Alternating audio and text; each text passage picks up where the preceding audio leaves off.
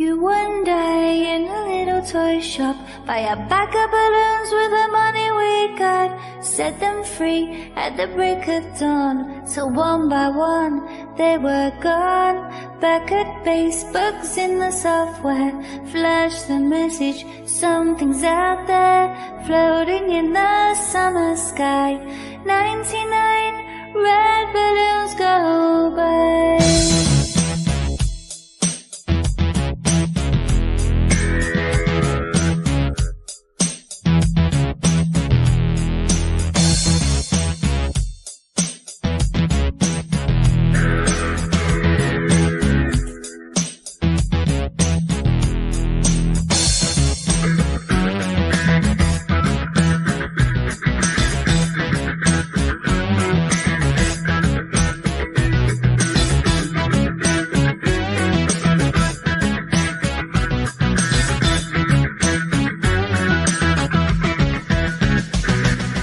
99 red balloons floating in the summer sky. It's panic bells, it's red alert. There's something here from somewhere else. The war machine springs to life, opens up one eager eye, focusing it on the sky where 99 red balloons go by.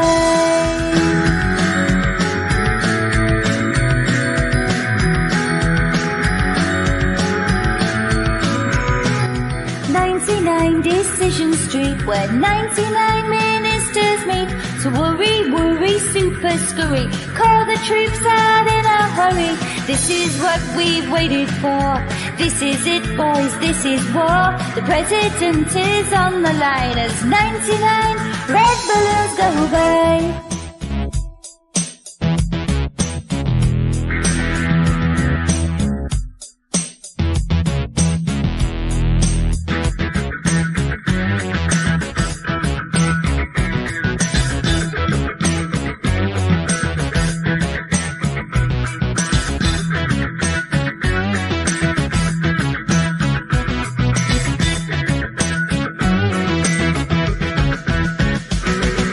99 nights of the year, right? Super high-tech jet fighters. Everyone's a superhero, everyone's a Captain Kirk, with orders to identify, to clarify and classify, scramble in the summer sky as 99 red balloons go by.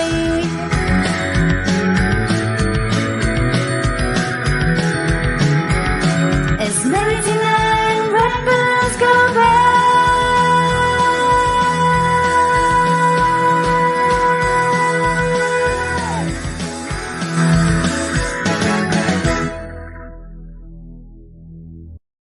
99 dreams I have had, in every one a red balloon. It's all over and I'm standing pretty in this dust that was a city. If I could find a souvenir just to prove the world was here, and here is a red balloon, I cry for peace and let it go.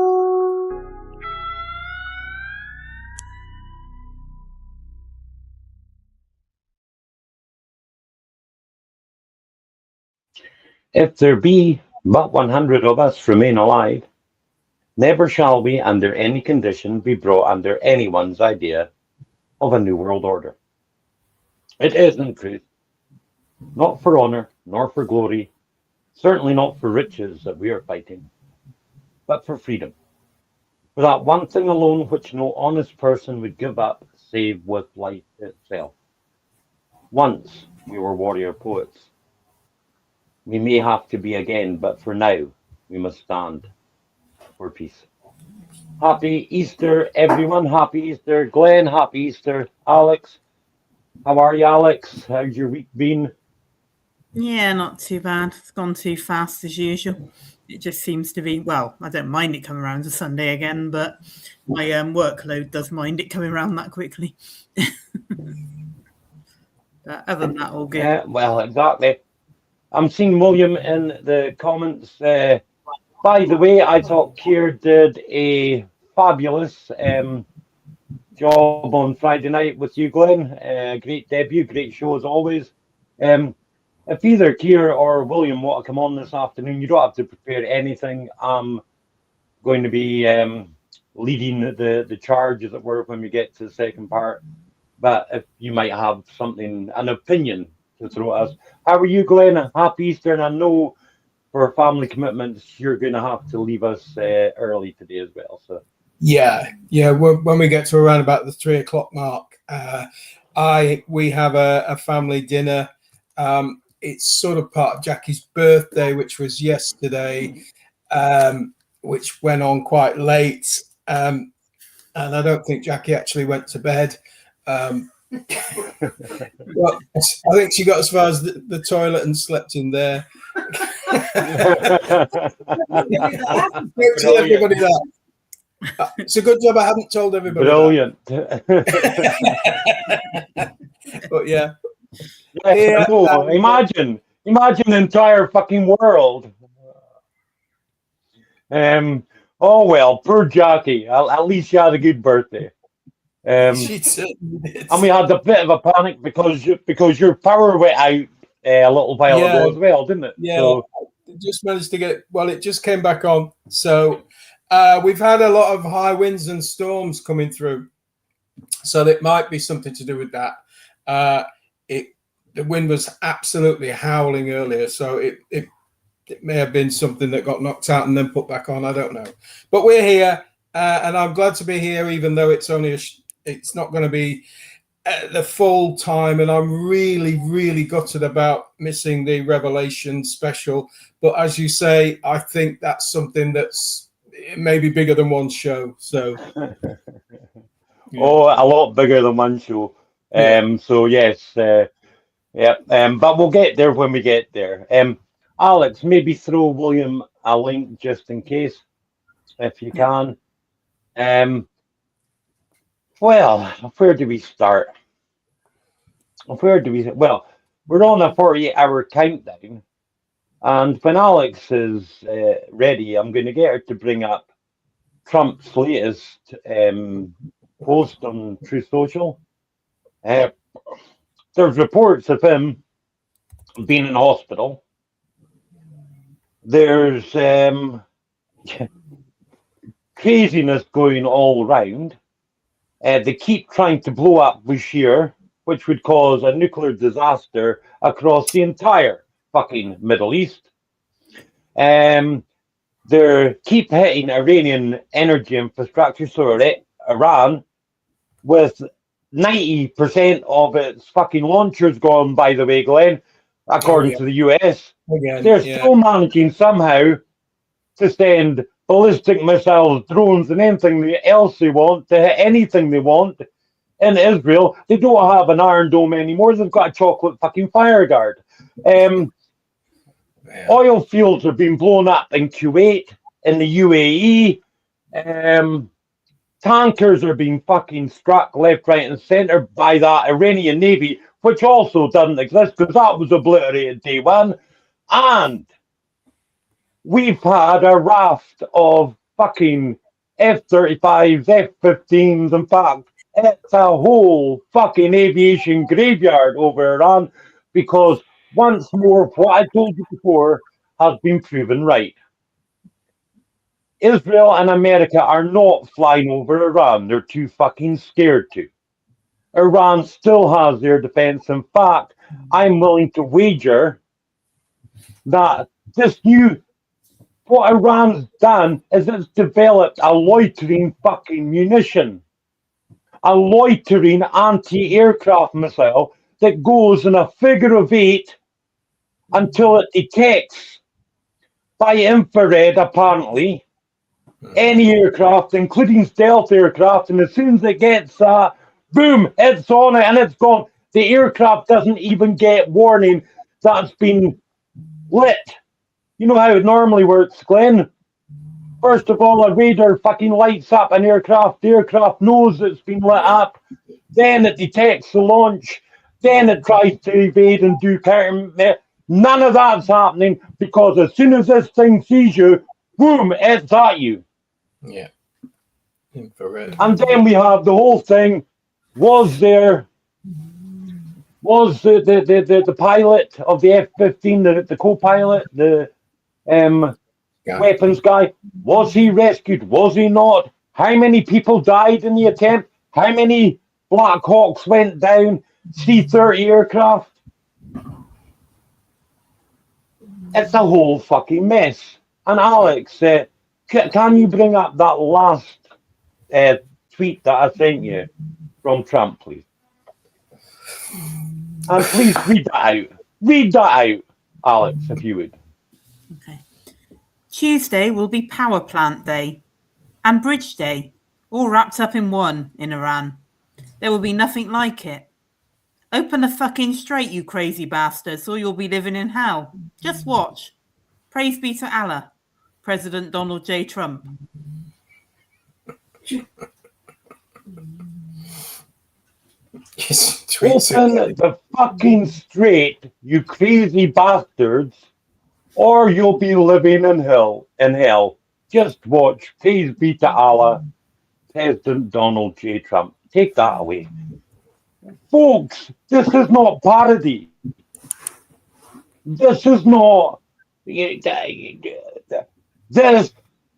is the President of the United States of America, one of the nuclear superpowers, with his finger on a fucking button. Glenn. Just more and more. If you've ever watched the film Idiocracy, where the president is an ex-wrestler with a flamethrower and a chainsaw, that I think he's beginning more and more to resemble that character, who just puts out absolute, I don't know, manic tweets. I think his mental condition is going down and down and down. And in my opinion, and I'll be honest, I don't think he wants the Straits of Hormuz open. I do not think he wants those straits open for various reasons, but we might get into that. Anyway. Well, Alex, what do you think? I mean, Iran obliterated air defense, and it's obliterated navy, and it's obliterated missiles.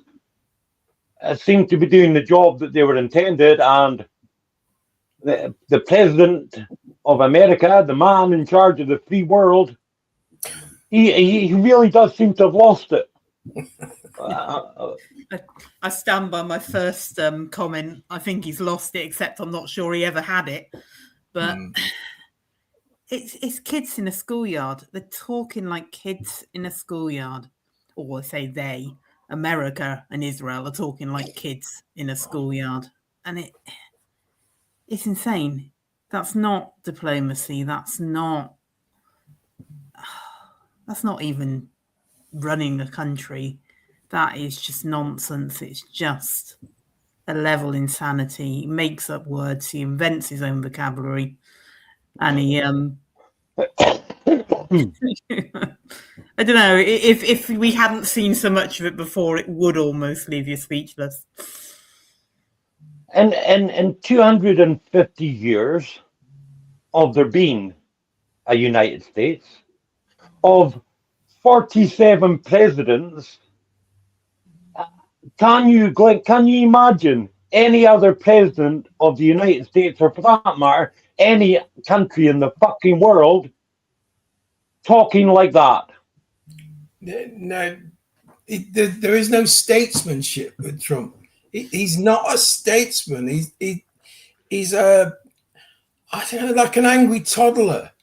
He really does remind me of an angry orange toddler. Literally an Oompa Loompa, but a crazy one. I think the ex-presidents must be turning in their graves, thinking, is this what our country has been reduced to? A president that communicates to the world in ranting tweets, rather than can you imagine my fellow Americans Did you watch the speech the other day? Unbelievable. No, but I've seen clips. Wow. Unbelievable Trumpisms coming. I can't. Like I said to Alex, I lost count of the number of times he said like nobody's ever seen before. I don't think he said bigly, but there was everything else in there. You know. Oh, jeez. I despair of the man. Sorry, go on, carry on. There's a drinking game to be had in any Trump speech, where you have to take a shot every time he says like the world never seen before. Yeah, I think you'd be drunk. It might make it easier to listen to. Yeah, it might make it understandable. Yeah. Yeah. I mean, maybe that's what it is. Maybe half of America, the six-pack fucking brigade that still support Trump, maybe they're just so fucking out of their faces all the time that it makes sense to them.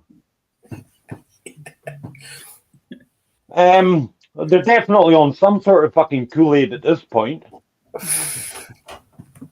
Now, the other thing that we have had is, Jesus, I mean, Artemis 2, is it real? Probably not. Incoming meteors, sustained plasma like I warned. And we're not going to get to any of this whilst dealing with this fucking insanity. Because it is insanity. What we had as well, Glenn, is we had the Night of the Long Knives of the generals. Mm-hmm. And numbers vary between 8 and 30 who were sacked. Yeah. And I have to say vary between 8 and 30 because gang-ho fucking Pistol Pete Hegseth, when being interviewed, was asked, how many generals did you fire? I don't have the numbers, he said. Some. Well, and why were they fired? They were fired by presidential discretion. And the guy goes, no, ask fucking why. Now, I understand, okay? Even I understand, by the way, that I like to swear because it's a release for me. I actually have a very, very, very good vocabulary and I don't need to swear. I like to swear. And I have no problems telling people to fuck it off. In fact, I quite like doing it. But if I was in any position of responsibility, trust me, I can act accordingly. Yeah. Respectable world leader, you know, be respectable. Have a bit of fucking dignity, a bit of gravitas, a bit of the sense of your position and office. Not like some screaming teenager on the corner. I'd like so to say. So what does the sacking of these generals say to you, Glenn? It says that there is although they'd like to keep a very tight lid on this, there is an ongoing revolt. There are generals who are saying we don't want to do this. This is, let's look at the Code of War. Let's look at the Geneva Convention. Let's look at the international law. We're breaking all of those. We're bombing civilian infrastructure. They've done it before, but at least there was some kind of UN resolution in place, like in the first Gulf War, not in the second, but there was in the first. So they're in a way they're preempting being put on trial at the bloody Hague. They're saying we cannot be responsible for this.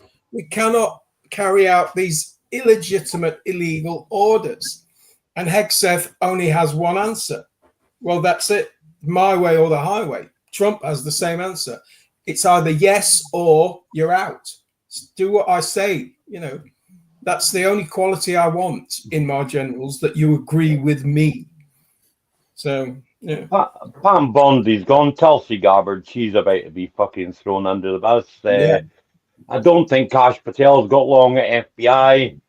And after what's coming goes disastrously wrong, I think Pistol Pete will be gone too.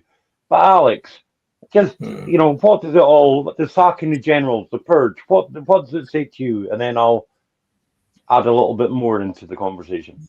But the thing is, why now? Because we talk about international law, but they didn't go when he kidnapped heads of states and assassinated heads of states, or when he seized tankers. They didn't go when he blew up schools of 175 7 to 12-year-old girls in Iran. They didn't go for any of the other stuff. So why now? What has he asked them to do? Beyond that, what don't they want to do? And I would lean, maybe they are concerned about the way it's being managed. Maybe they are concerned about international law, but I would lean towards not being prepared to have on their conscience how many of their men they send into a deliberate death trap. That would be my inclination. Yeah, you see, when you have the purging of so many top generals, and by the way, Glenn, no less a person than Professor John Mearsheimer agrees with you.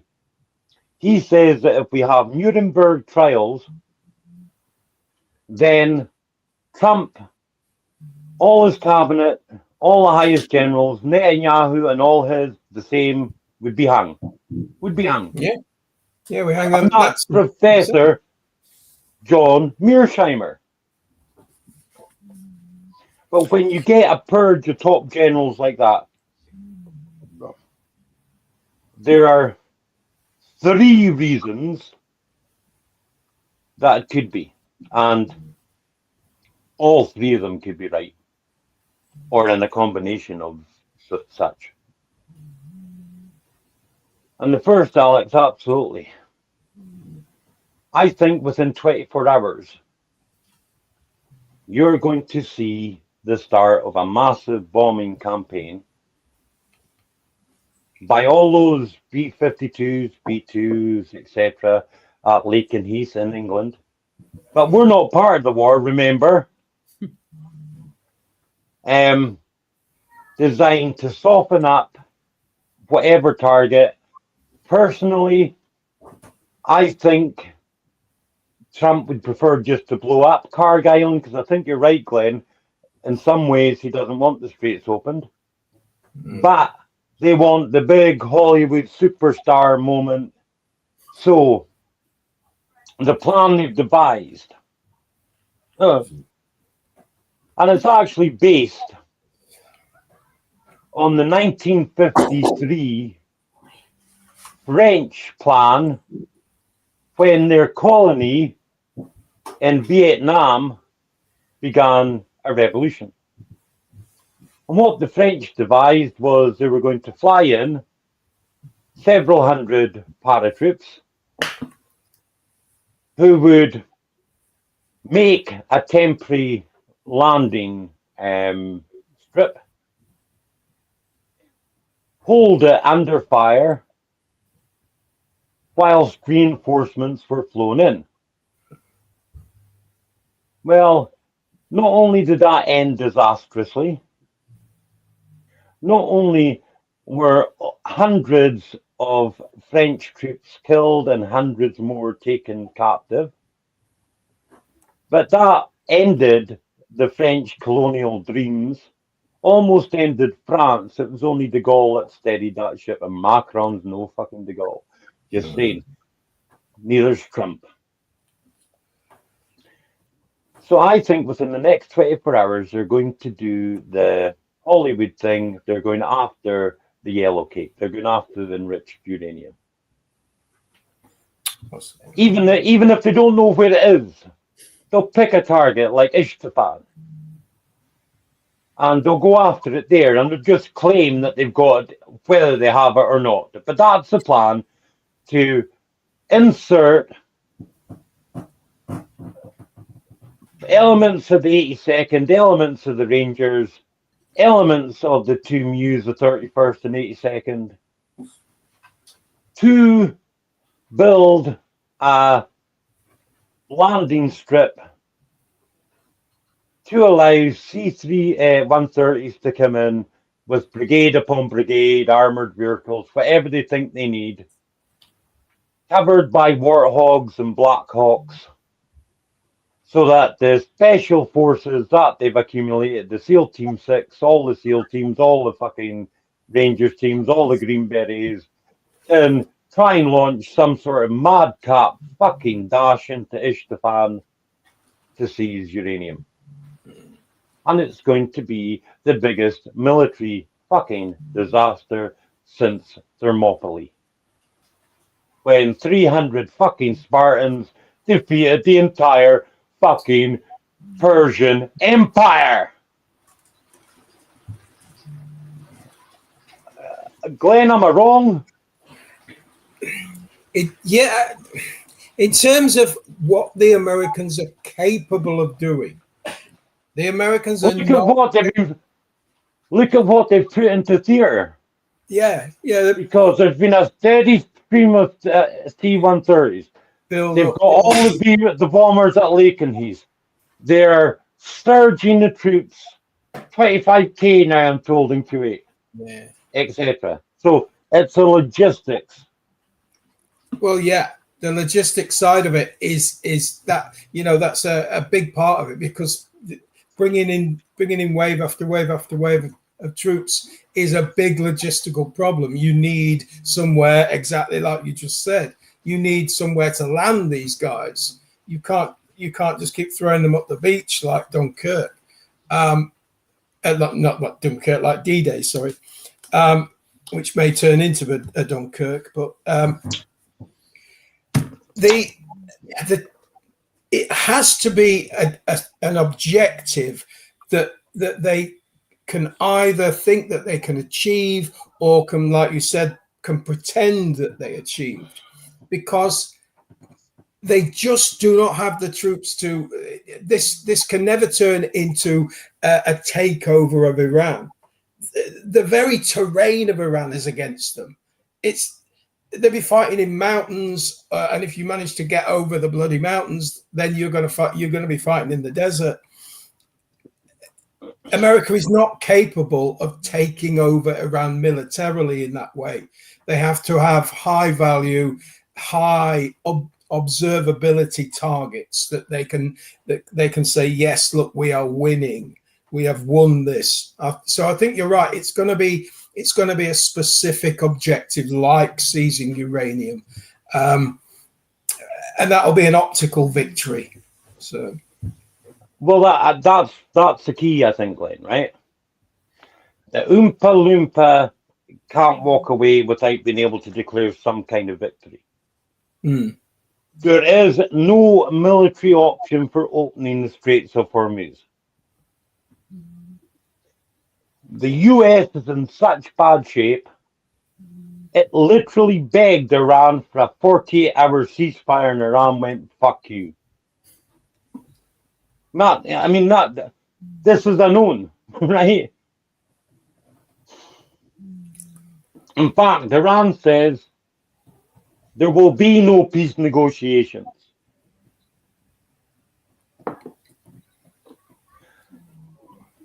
So I think the first one is that Trump, whose whole idea of how this war is going is based upon fucking Lady Lindsay whispering in his ear, his controller Mark Levine and the other Zionist pigs, and Pistol Pete Hegseth,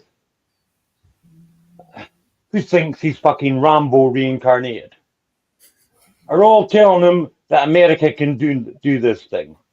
And so there's no military option to open Hormuz. There's no military option to get regime change.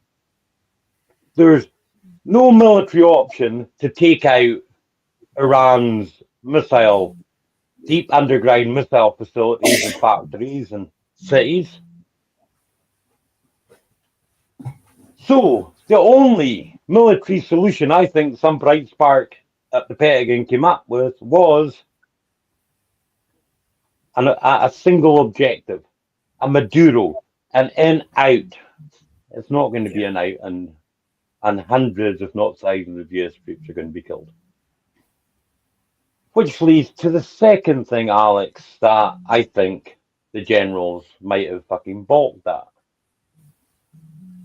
It's been openly discussed on Israeli television with none other than fucking Ben Gavir sniggering like a little fucking dog using nuclear weapons on Tehran. And I think that on Trump's fucking table is, if the ground invasion doesn't work, then we go nuke. Am I crazy, Alex? Can you see how that sort of logic plays out with these genocidal fucking maniacs? I'm not entirely convinced the word logic relates to them, but True. It kind of follows their line of thinking. It bothers me it bothers me a lot of things, but it bothers me the keep hitting of nuclear power plants. Are they going to try to disguise them literally using a tactical nuke or whatever as a power plant disaster? Or are they hoping not to have to because they're going to try and do it by blowing up a power plant? I don't know where that comes in to it, but boots on the ground isn't going to work. Creating an optical illusion, which is effectively what they're trying to do, isn't going to work because Iran is playing the propaganda game as strongly as the US is playing it. Unlike Russia, who kind of, no, we ain't bothering with that. Iran are hitting back with propaganda at every game that every blow that America puts out.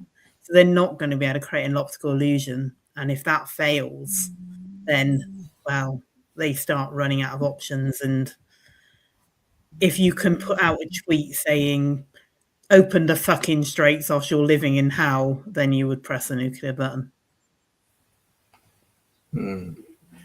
Yes, you would. Yes, you would. And here's a couple of other things to throw into the mix. Because there is no military solution to open the Straits for Hormuz,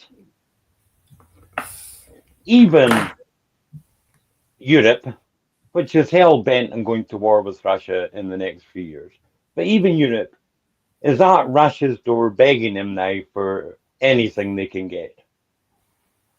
Oil, gas, anything. We'll take anything. Fuck it, give us fucking coal. We'll take it at this point.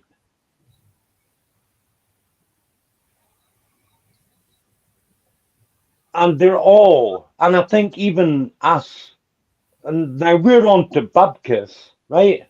See, sensible countries like Spain or Italy or France that say, no, this is not our war. We're not going to get involved in a war of aggression that has no UN backing. We're not going to commit war crimes. You can't use our airspace. Oh, they're getting to get tankers through. Us, the UK, we've got no fucking chance. And I'm not even sure we're sensible enough to speak to fucking Russia. I think we'd rather let fucking Europe buy Russian oil via India at twice the price and then sell it to us at 3 times the price. Rather than actually go to fucking Russia for anything. Yeah. But here's the thing nobody's thinking about. One, every day this shit goes on. As I said, even looking at my feeds minutes before coming live today, I was seeing Israel and America striking Iranian oil targets. So guess what? Iran's been fucking blowing up oil in Kuwait, the UAE. Oh my God. If the Straits opened tomorrow, Donald, it would still take fucking years to get the production back up and running to where it was. And besides that, even though there's more ships coming through now, the ones willing to do what Iran says, to pay the 2 million toll fee in one petrochemical, to buy their cargo in one, they're getting out. You know what's not happening? There ain't no ships going in because there's little to nothing for them to pick up. Jackie. Yeah. Leave it alone. Leave She's- it alone. The woman. It's the she's women's snoring. birthday. Leave it alone. The dog. She's snoring. I'm not. It's the Leave it dog. alone. That was the dog, exactly. Oh dear. Gonna be a fun afternoon. Now,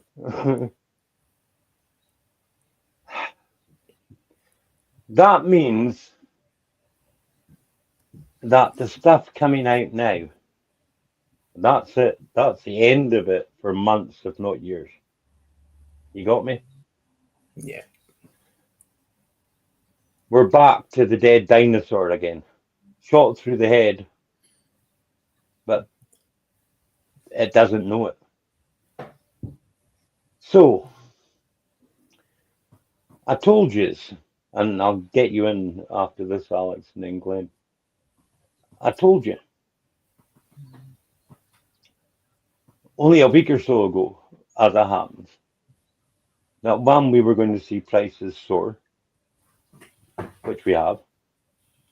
That second, there would come a time when you could sit outside a garage forecourt and watch the prices go up every few hours. Well, we're there. We're there. When we went shopping on Thursday night, now we go to Mr. Morrison's in Dumbarton, which is approximately 1.5 miles from where we live. Doesn't take me out 50, let's say 15 minutes through heavy traffic to get there on a bad day.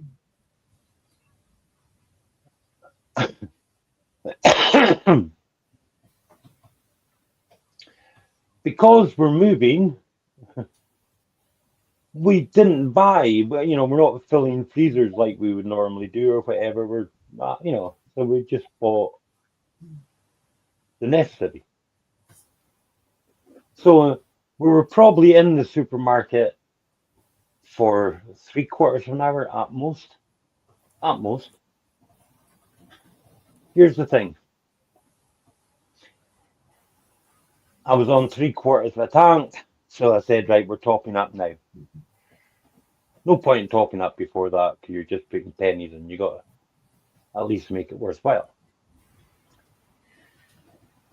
And on the way down the road, what normally is one of the dearest petrol stations around was advertising diesel at 180.9.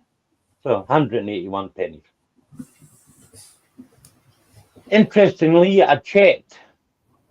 A litre of vegetable oil in the supermarket is 197 at the moment. Just bear that in mind, people.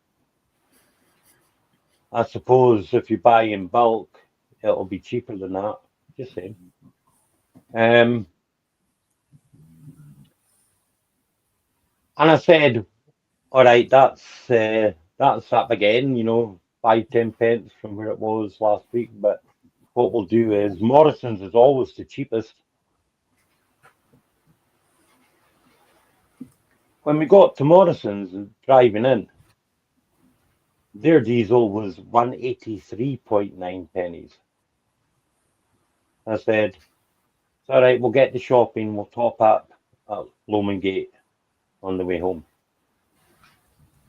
By the time we got to Lomond Gate, its advertised price of diesel was 184.9.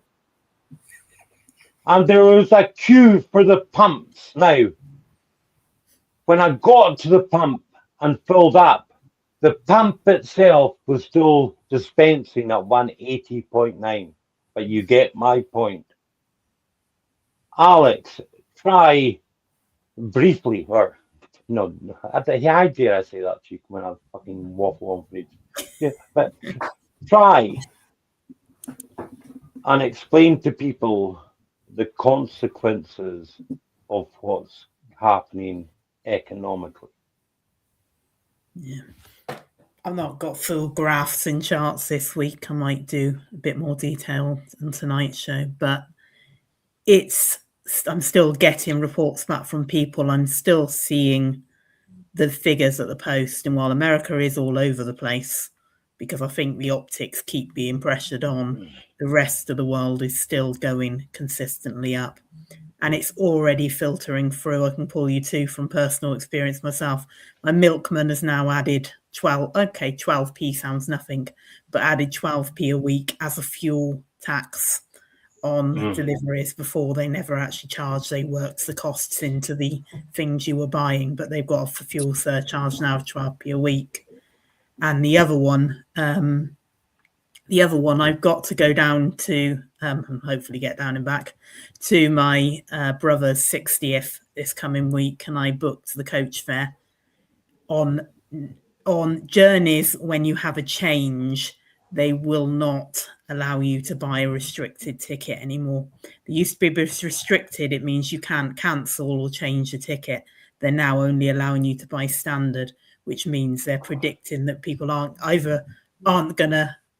of the journeys either aren't going to happen, or that they're going to be delayed because of potential struggle trying to get hold of fuel and things like that, because they've never done that before. But they're not confident in them making connections. They're not confident of there being no disruptions with journeys. You've got air companies already talking about grounding flights. You've got other companies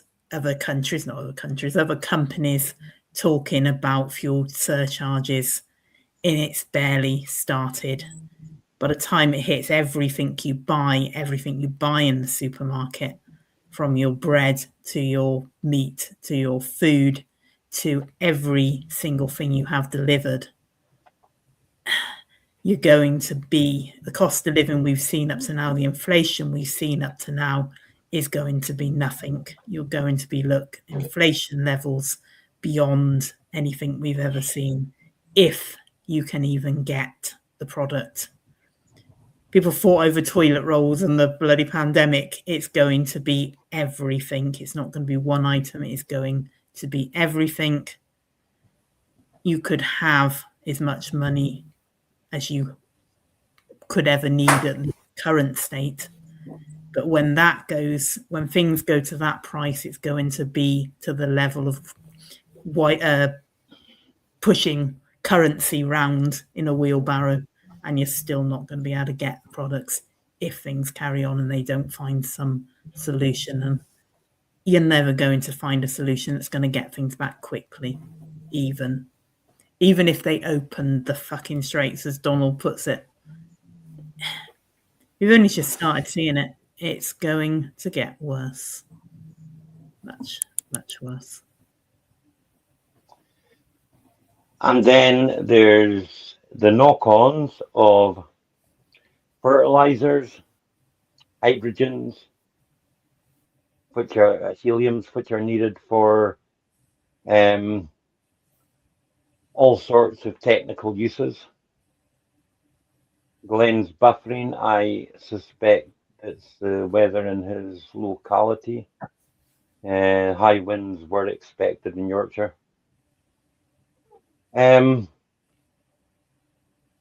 Yeah, Alex, it's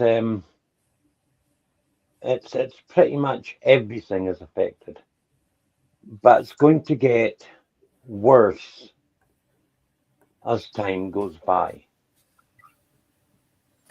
Great clean your back. We knew it was probably Yeah, the I got weather in kicked your out there. yeah, Yeah, your locality. I'm just saying yeah. it's a knock on of everything. It's fertilizer, it's helium for technical stuff. It it is. And It's and with everything. Yeah. and within a Now, week or two, brother, within a week or two, yeah.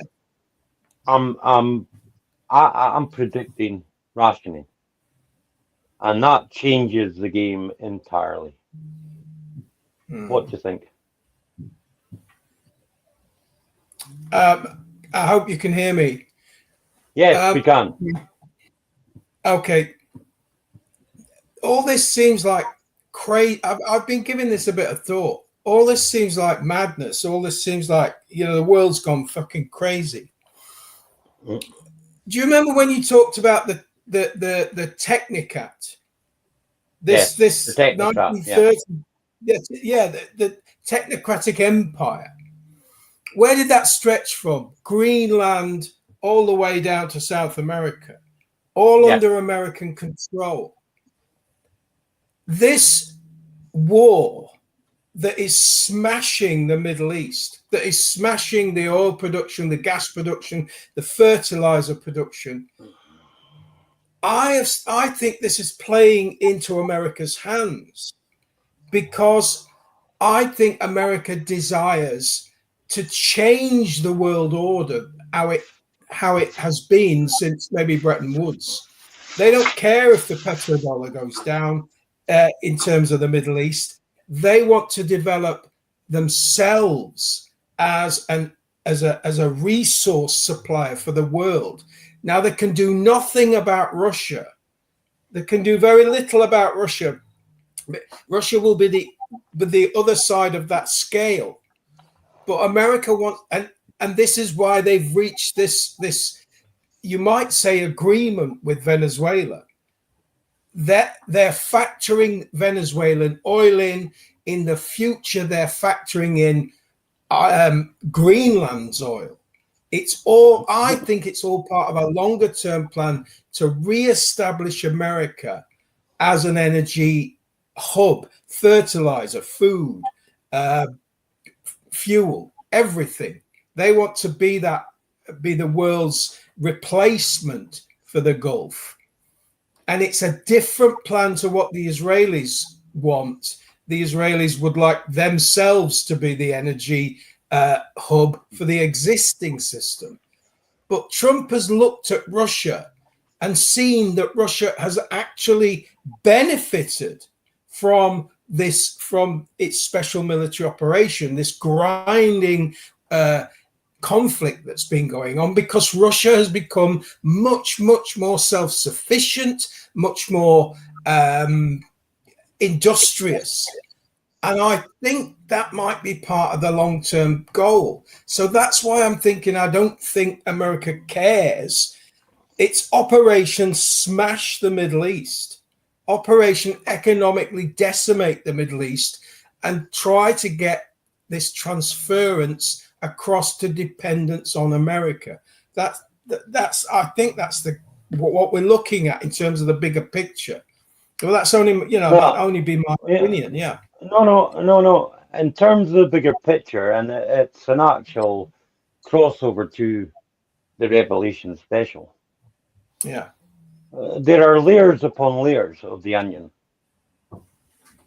And whilst you're right, that is part of the bigger picture, and the technocrat of America goes way past the 30s. The yeah, 30s was when Elon Musk's dad was involved.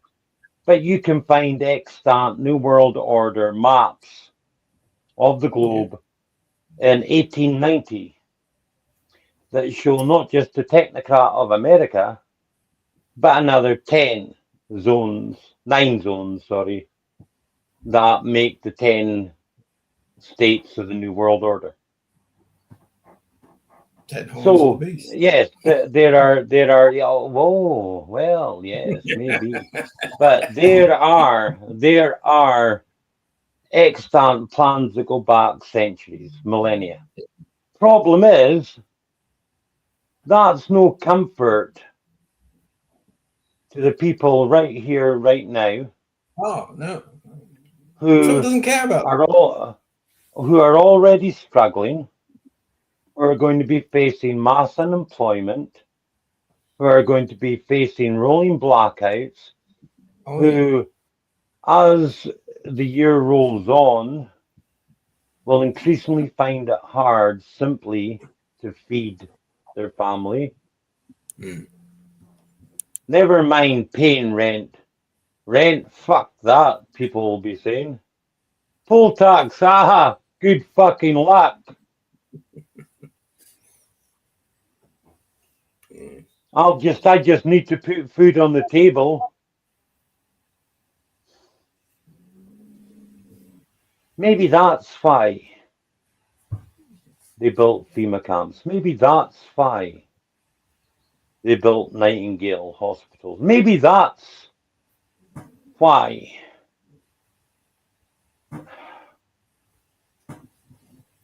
Yeah. Alex, it's all coming down the line, isn't it, mate? Yeah. Yeah. They might have plans to think they can build something out of it, but I'm not quite sure what happens when Israel realise they've sold them out, if that is what they're planning to do, because I don't see that going down well for them. But they never have cared about the man in the street that can't afford to put the food on the table, who can't afford to they don't want us going more than 15 minutes down the road. We just never really saw that it was because we wouldn't be able to afford or get the fuel to go more than 15 minutes down the road. You will own nothing And be happy. and be happy. Or else. Yeah. because you are the carbon they want to reduce. Yeah. And for their own reasons, they want massive depopulation, and they wanted yesterday, thank you very much. And if they can do it through nuclear war, through starvation, through famine, through economic collapse, because that's what's coming. Economic collapse is upon us. And we all know, never let a good crisis go to waste. And as Glenn has said, perfect opportunity to push through digital ID to monitor the rationing system. Yeah. Dissidents, laws go out the window during war, people. There will be no dissidents. Wasn't the Jews the Nazis rounded up first? Wasn't the gypsies? Wasn't the disabled? Wasn't the mentally incapable? All of which find their place in the extermination camps. No, the first ones they went after were the dissenters. You want to be a Jacobite, grow a pair of balls, because you're putting a target on your back. I'll tell you that right now. Even if you think you're on a BPM and a false name.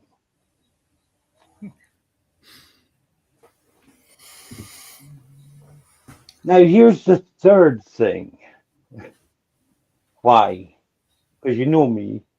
You think I've forgotten about something. You think I've just let something slide. You think I'm not going to circle back round, but I always do. Here's the third reason why up to 30 US generals might have been fucking fired. Pistol Pete Hegseth is out there right now telling the military, telling the media, telling the world, American soldiers are fighting for Jesus.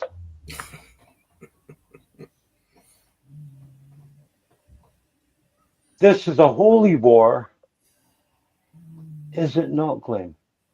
Indeed, it is, my friend. Indeed, it is. All it is a holy war for the fuckwit sections of the Zionist raving religious idiots, and it is a holy war for the Christian Zionists.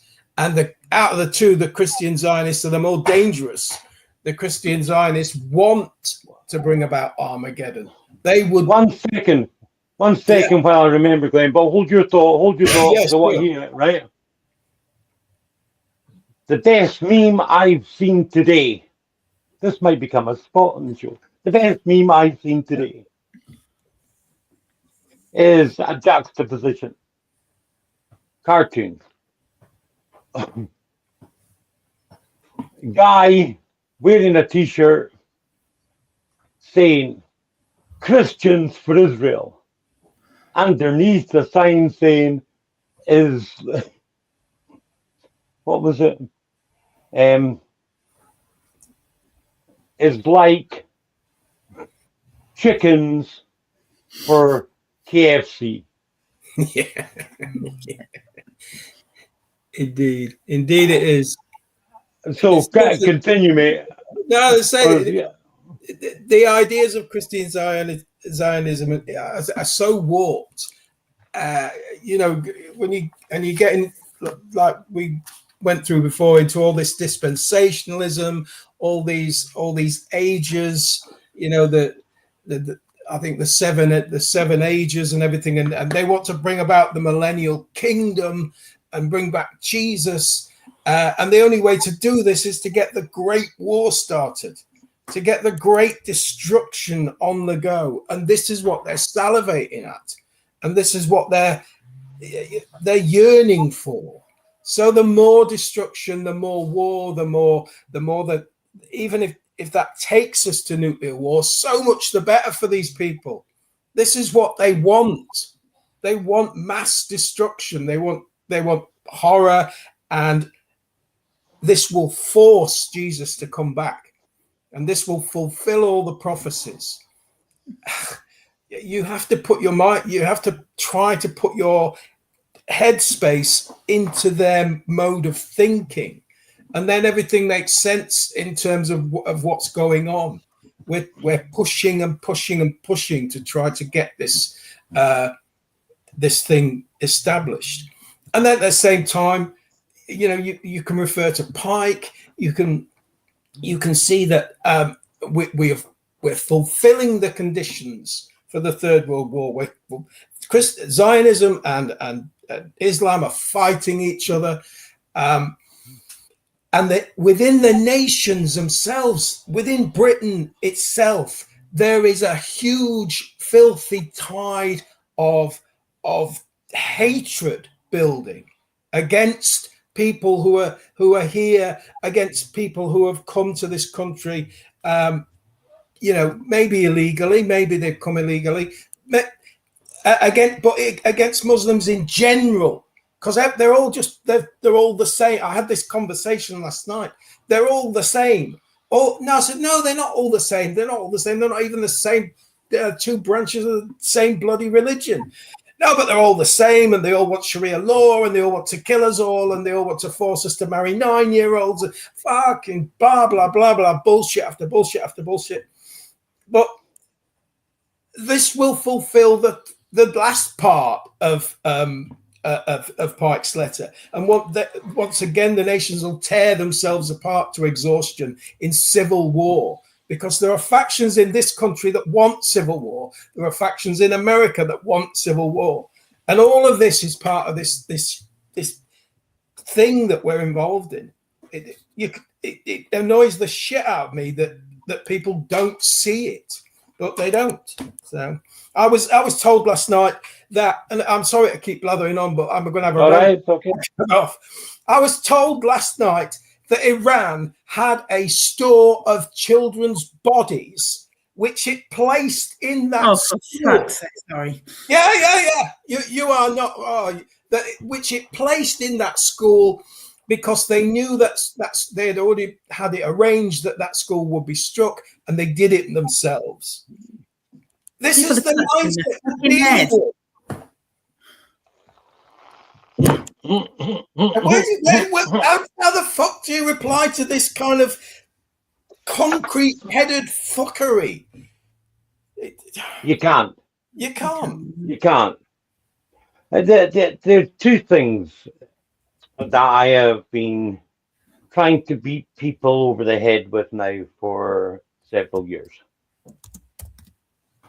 I told them way back when that the actual plan's very simple. Sorry. That's the That's all right. my alarm. Miss. Turn it off.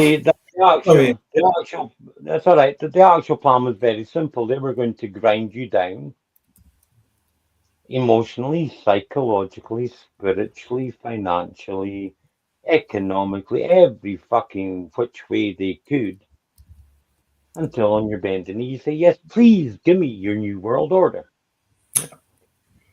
And the second thing that I've been trying to tell people for a long time now is there is an entity, someone, somewhere out there that's called the Fourth Reich, which Alice, who the fuck is Alice, is probably in control of,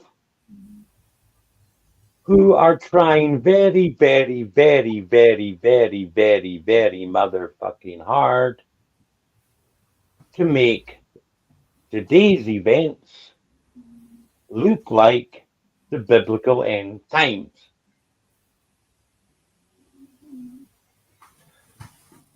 Oh well, Alex, it would seem a perfect time to transition into the Lone Gunman, where I am going to attempt to give you a 40,000 to satellite eye view of this book, which is called The Revelation. The Lone Gunman needs to ride again. I'm sorry I can't join you. It pains me that I can't join you because I've been looking forward to this so much. But I'm not a creature of my own will. Let's say.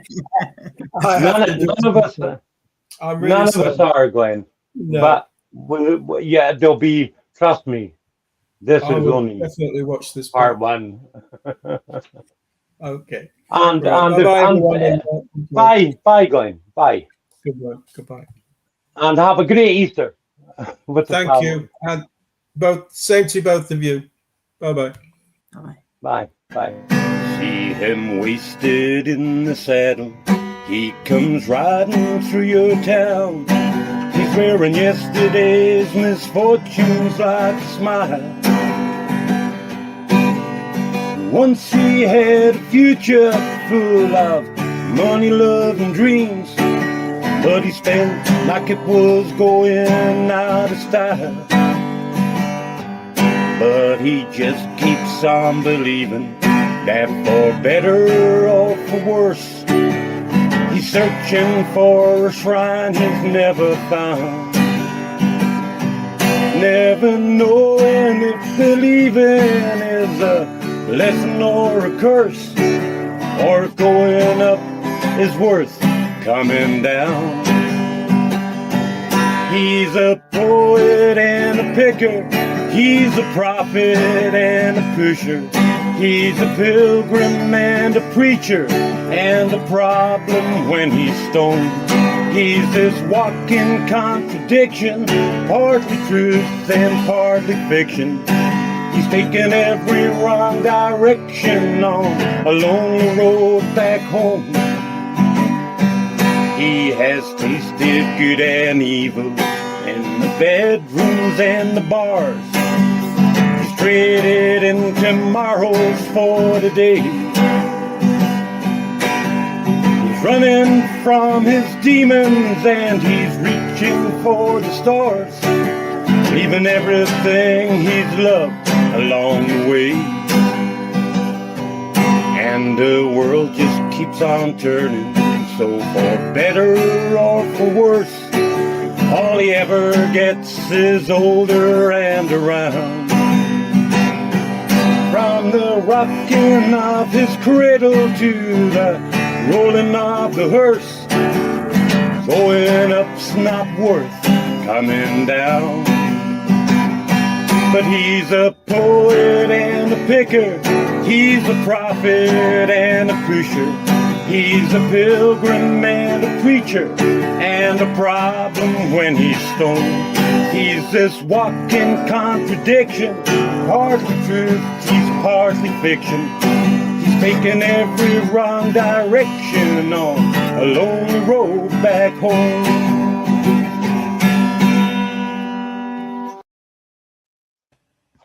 Welcome, pilgrims.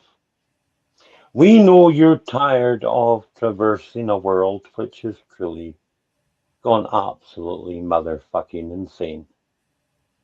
The internet is filled with misinformation, disinformation, AI fakes, propaganda, shoosters, shysters, and snake oil salesmen, all looking to make money out of you. Except us. So, by luck or habit, somehow you find yourself here this afternoon, so do come on in. Have a seat by my fire. Pour yourself the adult beverage you know you're going to need. Roll yourself something warm and brown and golden to get you through the day. Because this afternoon, the lone gunman is going to ride again. Now,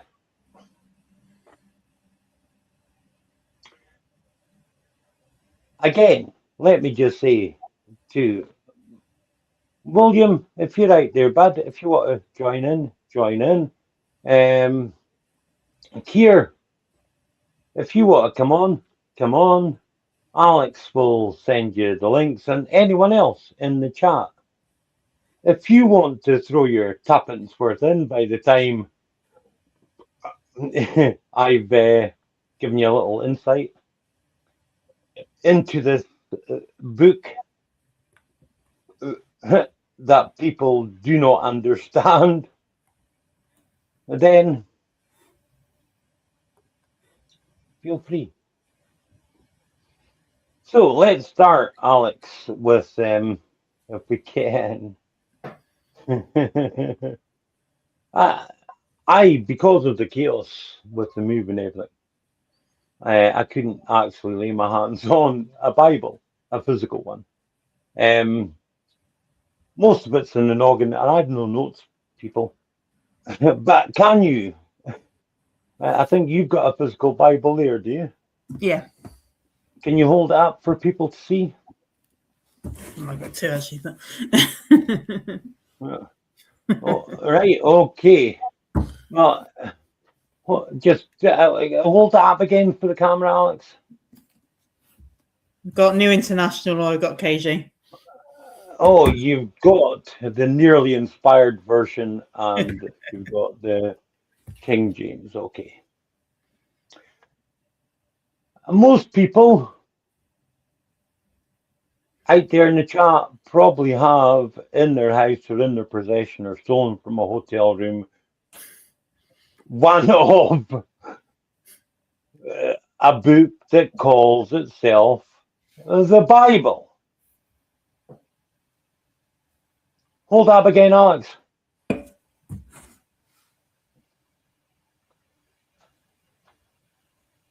That there, all right, Alex can put it down.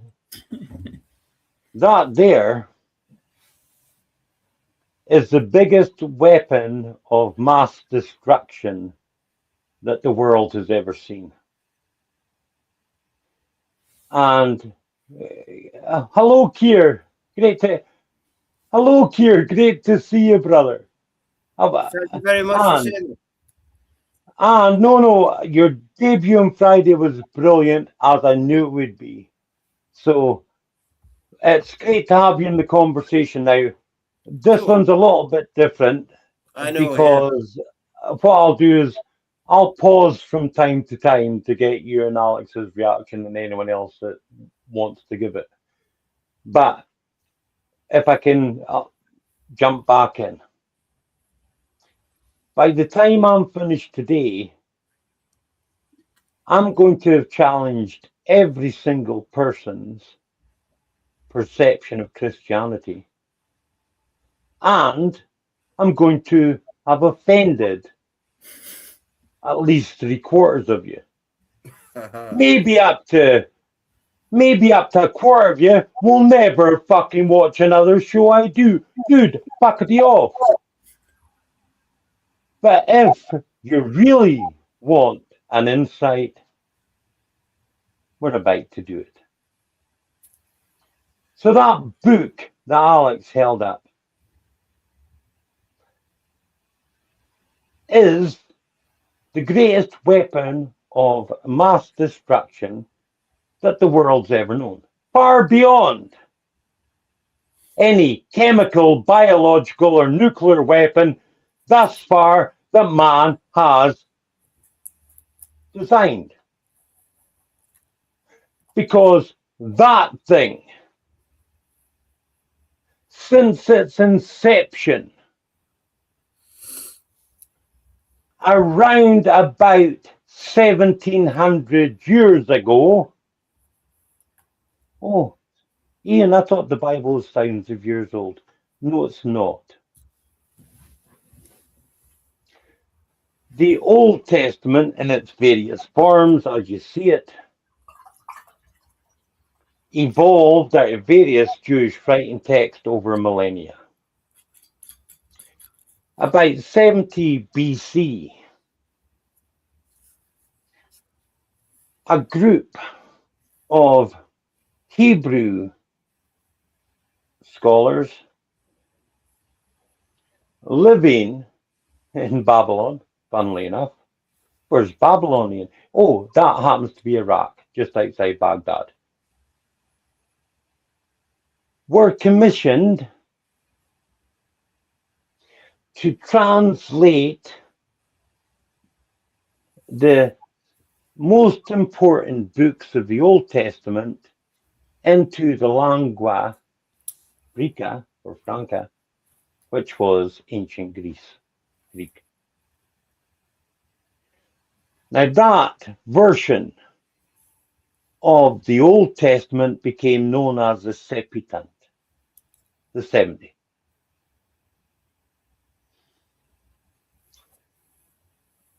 When the Emperor Constantine, born in Scotland, had a competitor who was over in the Eastern Empire.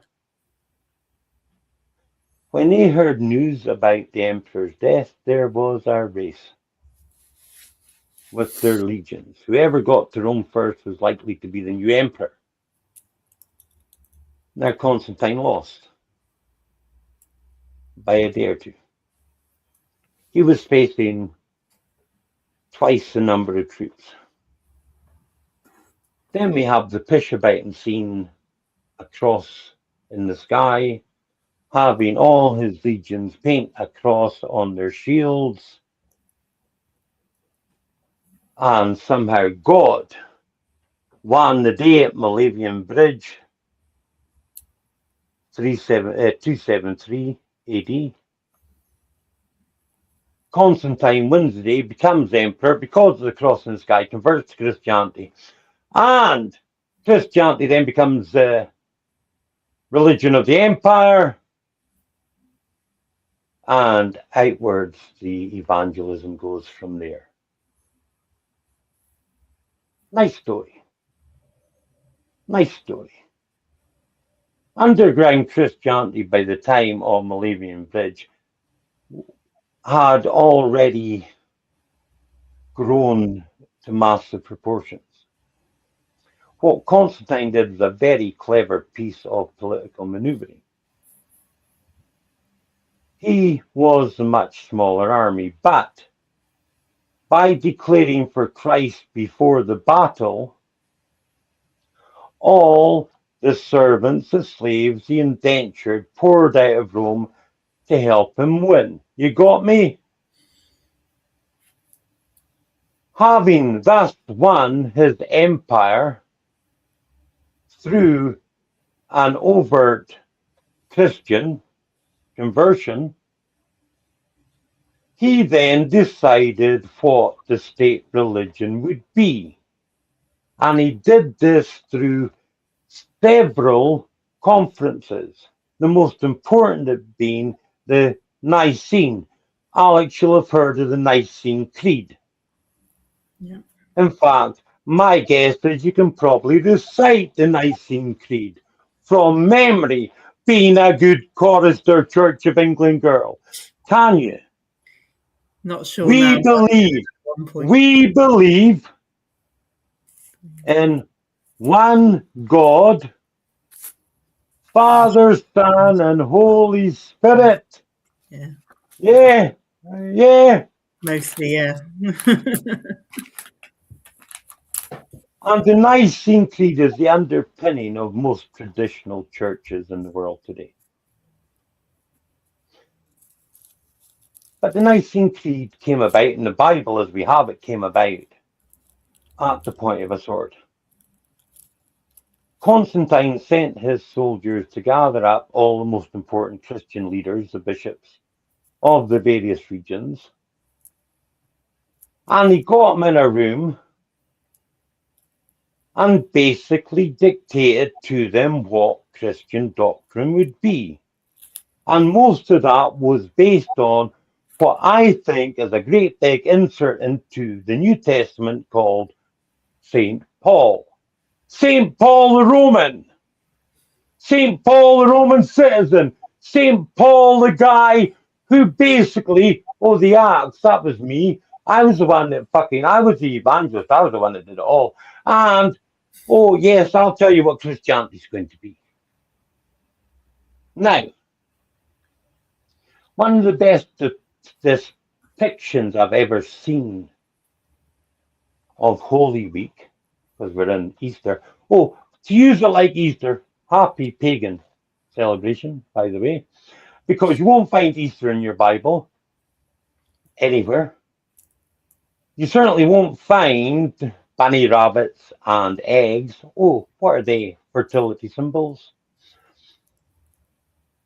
Because one of the things Constantine did, you see, as well as dictating what Christianity would be, what books there would be in the New Testament, slammed together with the Old Testament, as was decided, the Septuagint that I told you about, got me?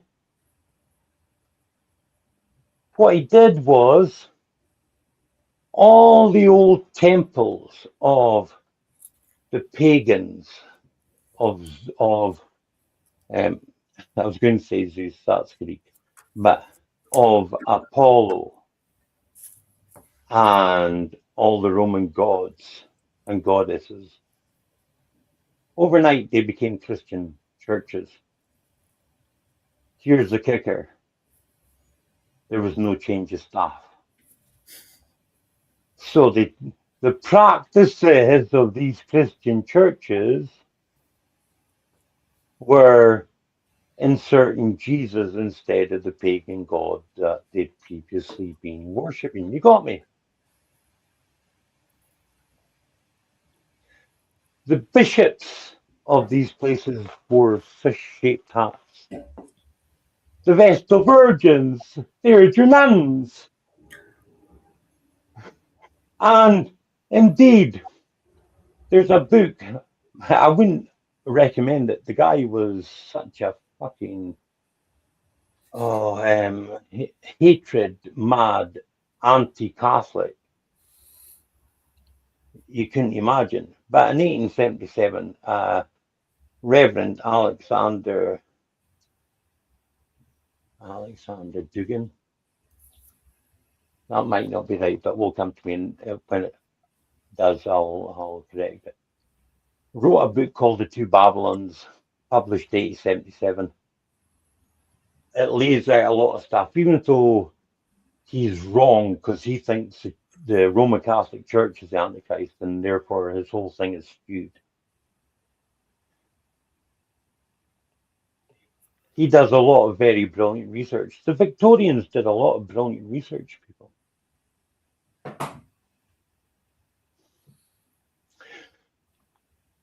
So, in short, the Roman Empire morphed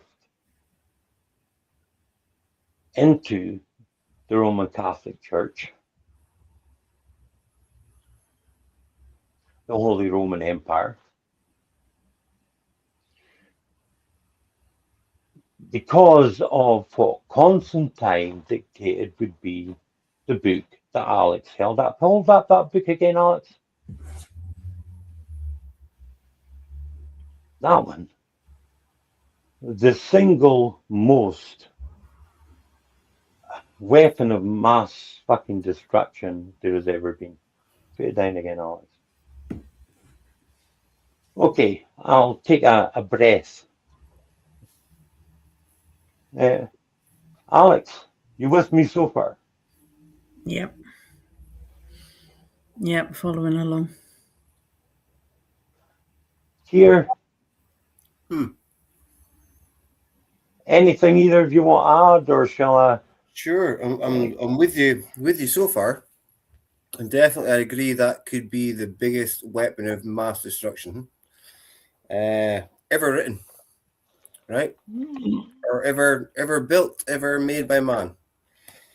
I would say, because of this book, in which I think 3, 4, maybe even 5 factions across the world all believe in the same God. They just believe a different path to get to this God, which is absolutely crazy. And they well, to me, sorry, this is obviously a personal opinion for entertainment purposes only. Yeah, you know. You don't Yeah.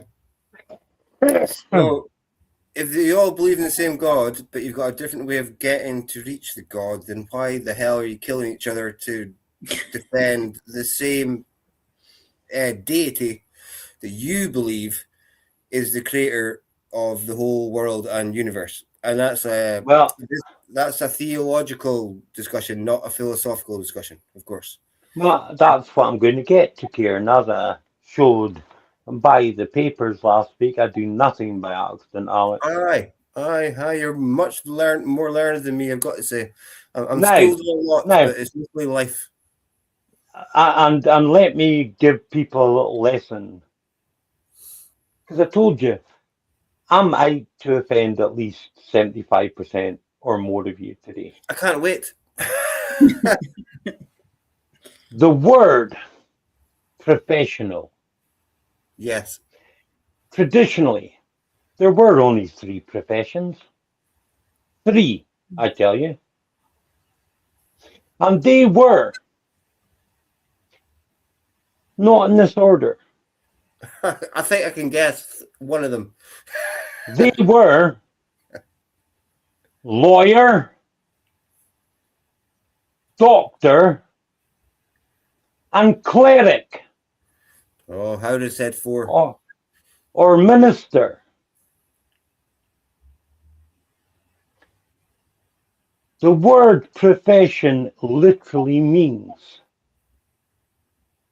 that you have studied for 7 or more years at high academic level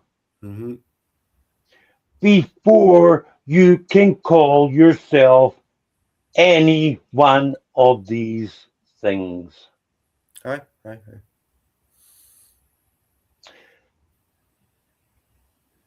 Now, whilst that original definition might have become slightly diluted, because I would hope that the airline pilot flying me to my holiday was professional. Yeah.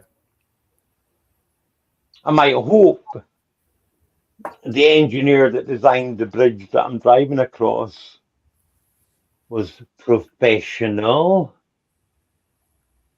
But all these, it's the idea and this is ancient as well, rabbis had to study for fucking much longer. Oh, you want a biblical connection?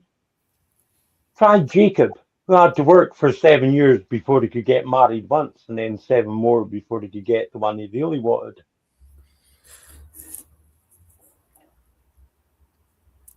You have to have studied at least 7 years to call yourself any one of these things. And I have. In fact, I've studied a lot longer than that. Now, I mentioned an airline pilot. Let's say I played a couple of fucking games on Nintendo, Xbox, Wii, PlayStation. I'm not proprietary.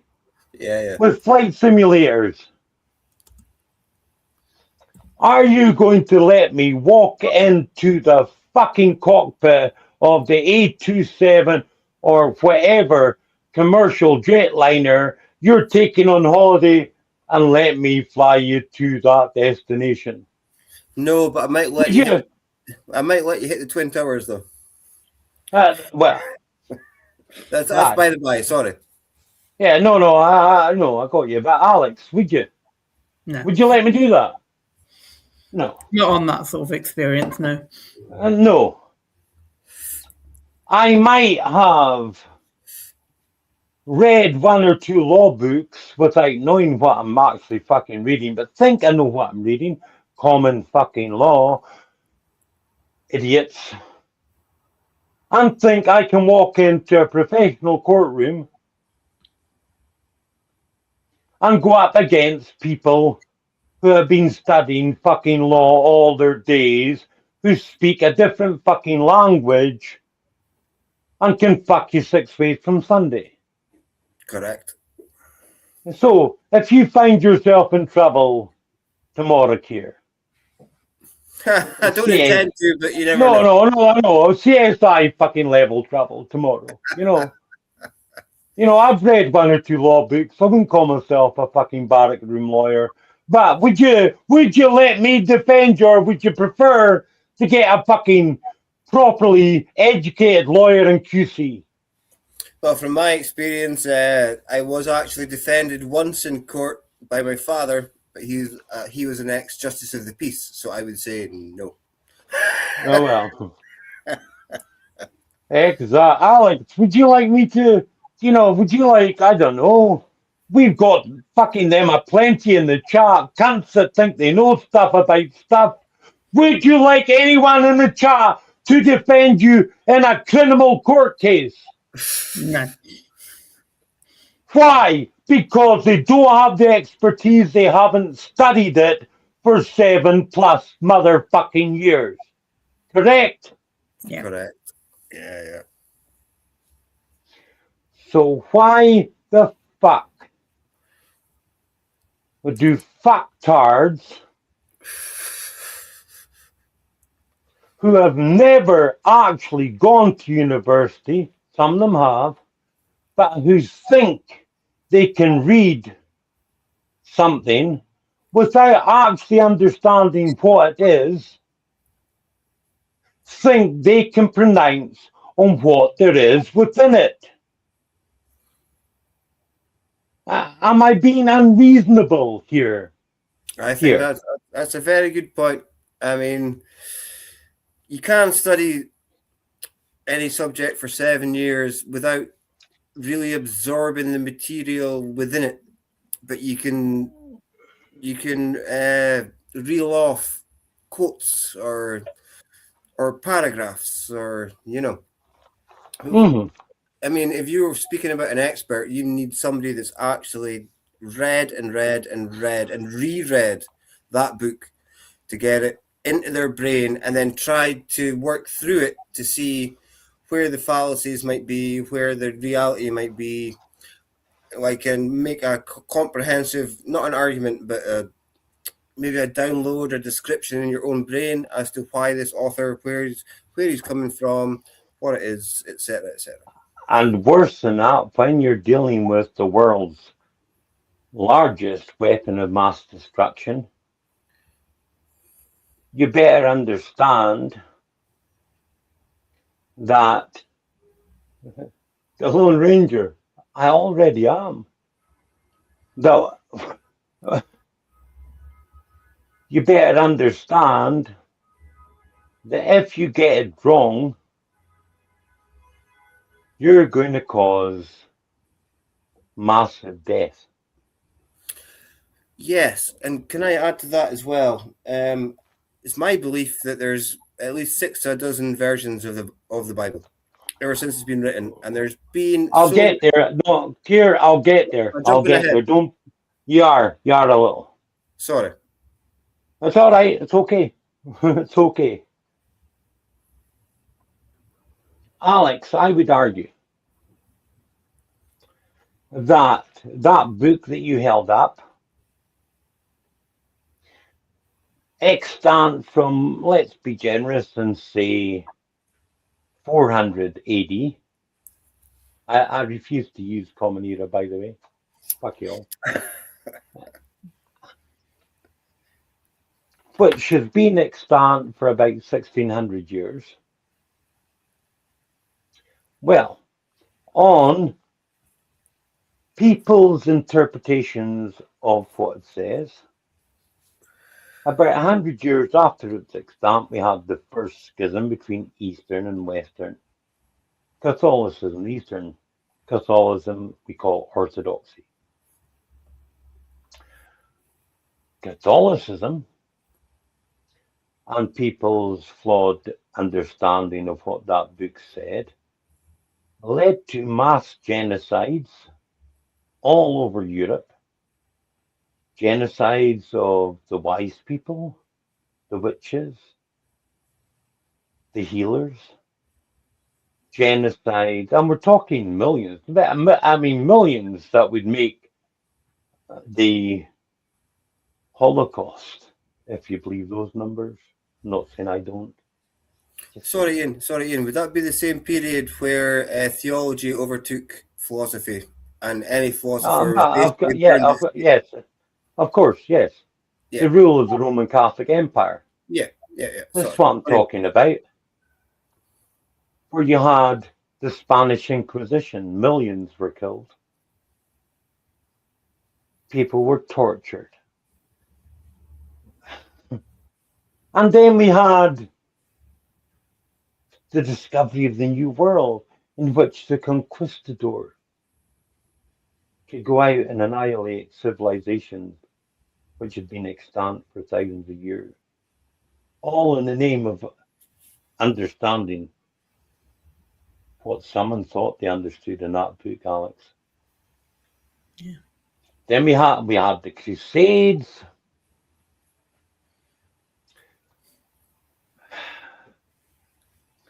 Then we had the various Moorish fucking wars that went right up until 1700. But then we had the worst thing of all happen.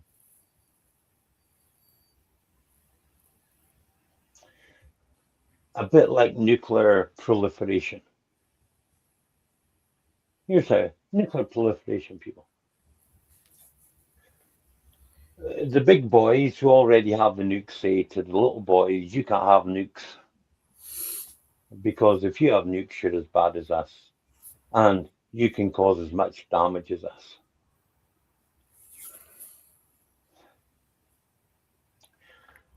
The nuclear proliferation of that weapon of mass destruction happened with the so-called Protestant Reformation. When Calvin nailed his 96-point thesis to Wittenberg Cathedral, that was actually just meant to be an academic paper to be debated in academic circles, and that's how you did it back then at universities. But no, we had the birth of the Wittenberg Press. It was mass produced. People knew the priests were being a little bit fucking greedy. And, why can't we read the words of God in our own language? because you won't fucking understand what it says, motherfuckers. And you'll go on holy crusades. You will kill fucking thousands of people because you think you understand one little fucking bit of it when you really don't. And thus we had the bloody Protestant Reformation.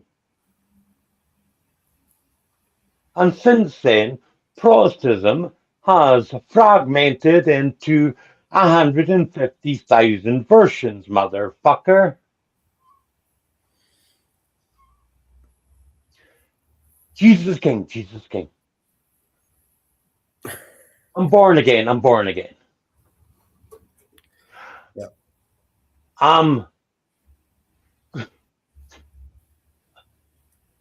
I believe in the color purple. When we get to heaven, we're all going to be in golden robes. No, motherfucker, we're going to be in white robes.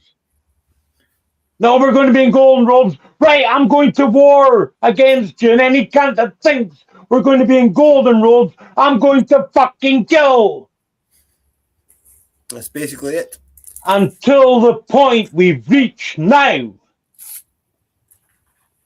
when lunatics, and I mean actual motherfucking lunatics, satanic, deceitful lunatics, are controlling the policies of a nuclear superpower under the name of Christian Zionism for Pistol Pete, because he misunderstands the Bible, because he thinks he knows something about something, when he knows fuck all about fuck all, because he's never studied it. But he wants to take over my seat because I'm the pilot. I've done the fucking airtime. Oh, you've played on a fucking PlayStation? Oh, yeah, oh, you've done it? All right, come on, you take my seat.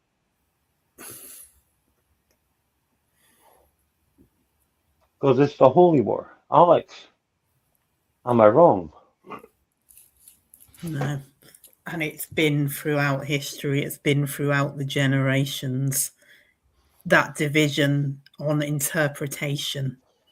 Even if you didn't go back to Constantine, if you didn't go back to the choice of what's in that book, the interpretation of that book has brought divide down through the centuries into every part of the world. Yeah. Exactly.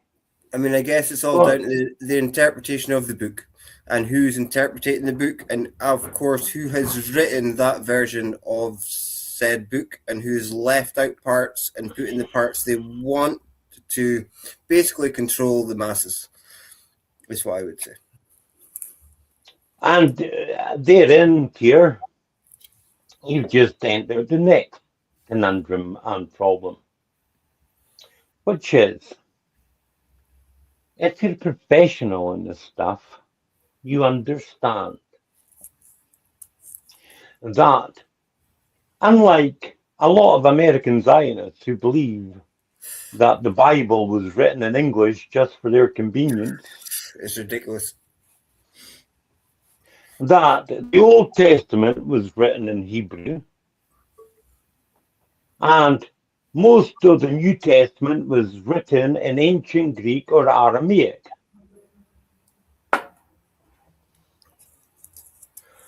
So, any English version you have of the Bible relies on translation. And translation can be a very tricky thing. There's a lot of nuances. But you see, it gets even more complex than that. We in the Western world, and anyone actually in greater Western society, so in that you can throw in Australia, New Zealand, Japan, Malaysia, et al. You get me? Anyone who has allowed themselves to become completely westernized. We all suffer from what I call the Romo-Greek mindset. Here's what I mean.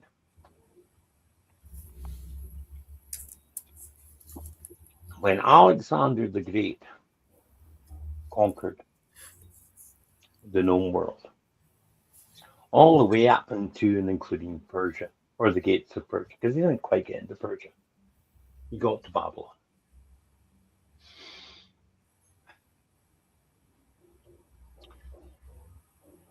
They established a new world order. I mean, they literally did. They crushed the culture and society of the peoples they conquered. They imposed Grecian logos. They imposed Grecian law. They imposed Grecian language, and they imposed Grecian religion. And the highest form of Grecian philosophy, as you talked about here, was logic, logos, logic.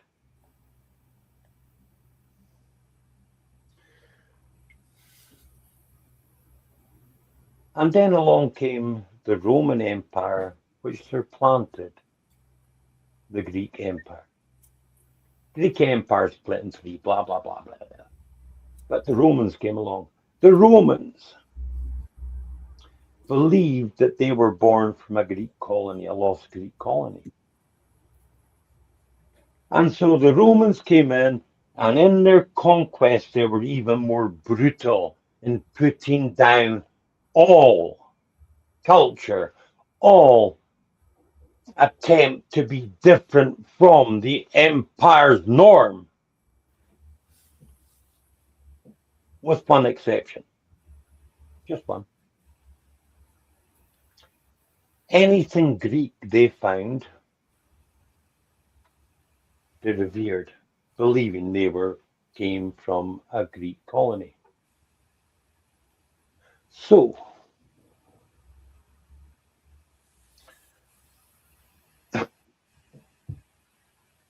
logic got implanted into the Western mindset. Does that make sense? You following on so far? Yeah. And actually, I would say if you watched Spartacus, the recent HBO series, loved it. Brilliant adaptation. Why? Because they have the actors speaking in precise Latin. Let me break words with you instead of can I have a word? You got me? And if you actually watched that, you'd see how precise Latin was. Latin left no room for misunderstanding. Very precise, very logical. So does Greek. Ancient Greek, anyway. Now, when you're a professional, you've studied these languages, you know the rules, you know how precise they are. At university, there was always a bit of banter between Greek and Hebrew scholars, because Hebrew scholars would tell the Greek scholars, you're lucky. Ancient Greek is very hard to learn to start with, but once you learn the rules, it plateaus off.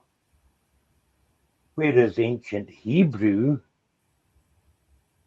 is easy to start with, and then you realize you have to keep learning forever.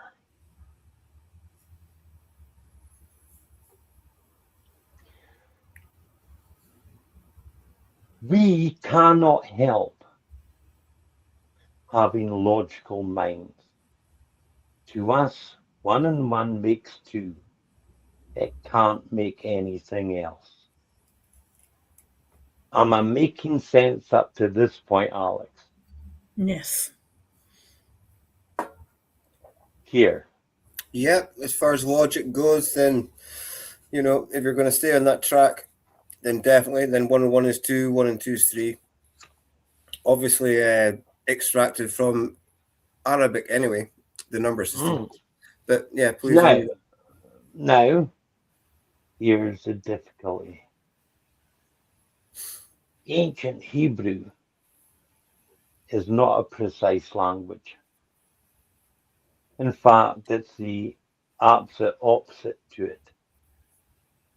It's a pictorial language, as a lot of ancient languages were, Please give me like one second. like Egyptian hieroglyphics or ancient Sumerian cuneiform. The language is pictorial. And in pictorial language, you tell stories. The most ancient form of passing knowledge and communication that humanity's known. From the early days of sitting around the campfire, Alex, you got me? Yeah. You pass information by telling stories, pictorial stories. So, in Hebrew,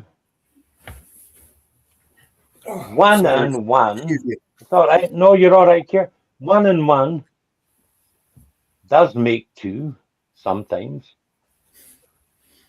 Sometimes it makes 35 and sometimes it makes banana.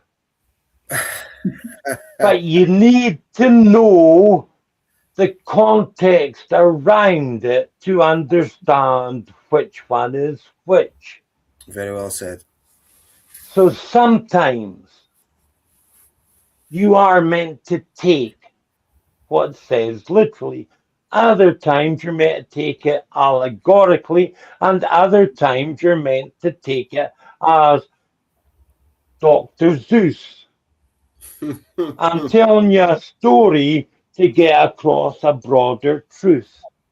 Yeah. Now, I hope already I'm starting to give you an idea of just how complex it is to understand. Hold up again, Alex. This weapon of mass destruction that people call the fucking Bible. Thank you, Alex.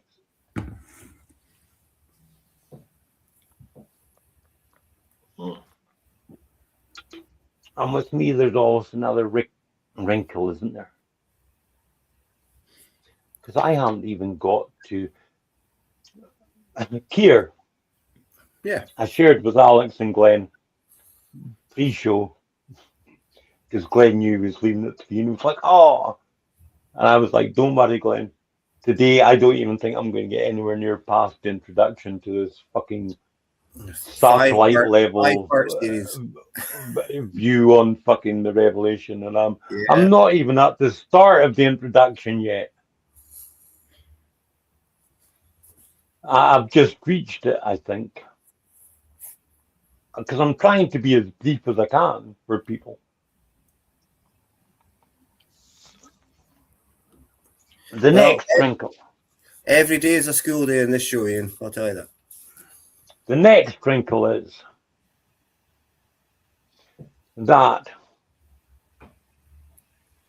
this book, the last one in the library, which we call Bible, Bibliography in French, or the bibliographe, is the library. Bibliography in academics, you say what books you've read to come to your conclusion in your paper.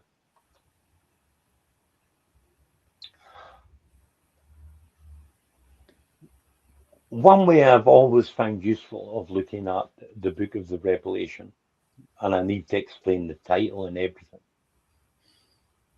is most academic books have an index at the back and a prefix at the front telling you what's going to come. The index, where you can find the topics talked about. The Bible's just the same. Genesis 1 through 11, and me and Prof. Doon talked about this a lot, is your introduction to the Bible. It's your prefix. It's your chapter headers. We're going to be talking about all these things in the rest of this book.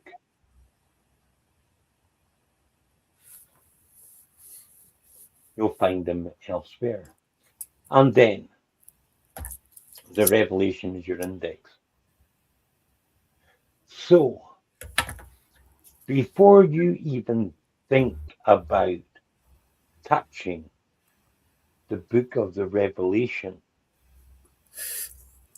understand you actually need to know all the other books of the Bible. Nothing in Revelation is pulled out of the Revelator's arse. All of it is referenced earlier in the Bible. So, and the book of Daniel is a companion book to the Revelation. The book of Daniel is the revelation of the Old Testament. So if you don't understand what's going on in the book of Daniel, you have motherfucking no chance in understanding the slightest thing going on in the book of Revelation. You got me? And then we come to the title. Because so many motherfuckers who think they know something about something, and a lot of them, especially the crazy evangelical Christians of nowadays, think they've got a straight line to God from Luther's, you don't need a priest to interpret God's word. Here it is in fucking German. Jesus Christ. I've never met one of them who God told them that what they were doing or what they were feeling was wrong and they ought to do a different thing. It was always God. Oh, God's led me in this direction. Excuse me.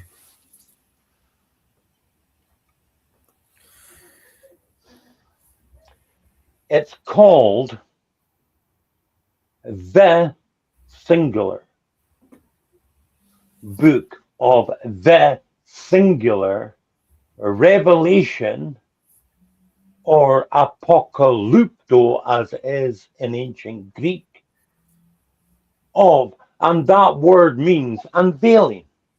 The lifting of the veil. I'm unveiling a statue, I'm unveiling a plaque, I'm unveiling a painting, I'm unveiling something. It's the unveiling, the literal unveiling of our Lord Jesus Christ. In other words, this book is designed to make you see Jesus Christ in a different light than any other you've ever seen in the Bible. Does that make sense? Yes. So, we now have a book. The author claims to be, he doesn't claim to be the beloved John. He claims to be John the Revelator, or John the Apocalypse. He claims to write on Patmos Island. Now, John the Beloved, one of the original 12 disciples, partner, him and his brother, with Peter and James, as fishermen, were one of the 4 original disciples. 12 disciples. You're going to find the numbers 3, 7, and 12 come up regularly.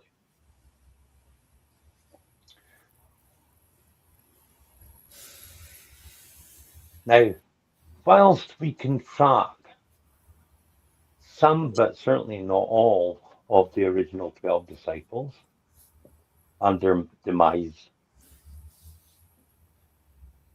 all we have about John the Beloved is legends. Legends that say the Romans tried to kill him, they tried to boil him in oil, they tried to crucify him, but he didn't die. And so they exiled him to the island of Patmos. Well, maybe, maybe not, you know. Because in ancient times, especially those times, not everybody read, very few did. And something written was something very precious. Because it took money to write something down, a lot of money. So you didn't just get your daily fucking horoscope or Dear Deirdre and so the people that carried these written notes that could understand these written, wow, they knew something of importance.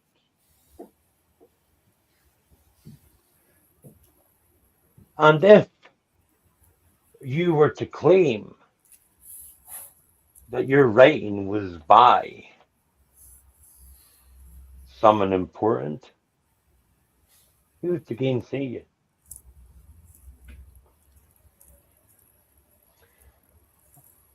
I began to rant by saying the best depiction of the crucifixion I've ever seen is The Last Temptation of Christ. Why? Because in The Last Temptation of Christ, Christ offered the deal on the cross. You can live a happy life with Mary Magdalene, raise kids, just be a normal guy, just give all this shit up now. And so Christ said, okay. And then 20 years later, him and his mate Pete and John and the gang are hanging around his little fucking sheep farm. His kids are running about his feet. And they hear about this cunt Paul, who's preaching a gospel of this fucking Christ who was crucified. And they're like, what the fuck? And they go and see him. And they listen to him. If you've never seen it, it's worth watching, people. And they confront him at the end and said, that's not how it went. And Paul went, well, I don't give a shit. It's the one they're liking. It's the story I'm telling. So, someone called John the Revelator wrote down the books of, or wrote down the words contained in this revelation. This revelation, which harks back to every other book in the Bible, which is a co-companion of Daniel, which is sometimes literal, sometimes not, and it takes a lot of skill to understand which is which. Not someone going, oh, I've read, here's a book, oh, that bowl judgment, that sounds an awful lot like,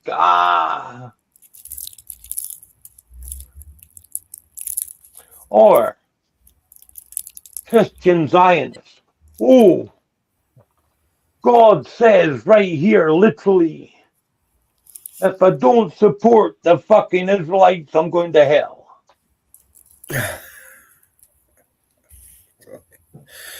Just hilarious to me. Do you get me? It's why this book is so dangerous before you even fucking plug into it. Yeah. So we're not even, there we go. I'm looking at the time. We're not even getting to the first verse. It's bloody I title. warned you. That it took me 4 months to get through the first 3 chapters when I taught this as a biblical fucking study. God. No pun intended. No pun intended. So somebody somewhere is trying very hard, in my opinion, to make half-wits and idiots think that the words of the revelation are coming true. Tried Not very that hard, very, very hard. I'm sorry to interrupt. Across the world, they're trying very, very hard to make this happen. I don't understand why, but please continue. I didn't mean to interrupt. No, I was just going to say, and considering, unlike me, you've heard me say this so many times before. I have fuck all to work with. Unlike me, they have everything to work with. Susan, well, try, oh, I don't know, the original ancient Greek Aramaic. King James, I'm sorry, that was a bit snidey. The King James Bible, with all its ancient flirty language, attempts to be closest to the words that were written down.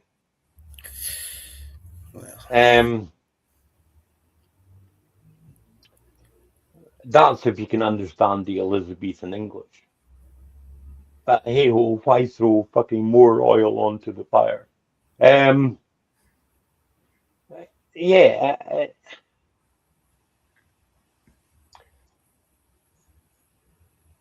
When they can make people believe absurdities, they can make them commit atrocities. Yeah. Have I said that? Have I said that before? In terms of the Fourth fucking Reich, in terms of the COVID Nazi madness, this piece of plastic's going to save you. You've got to go this way around the supermarket.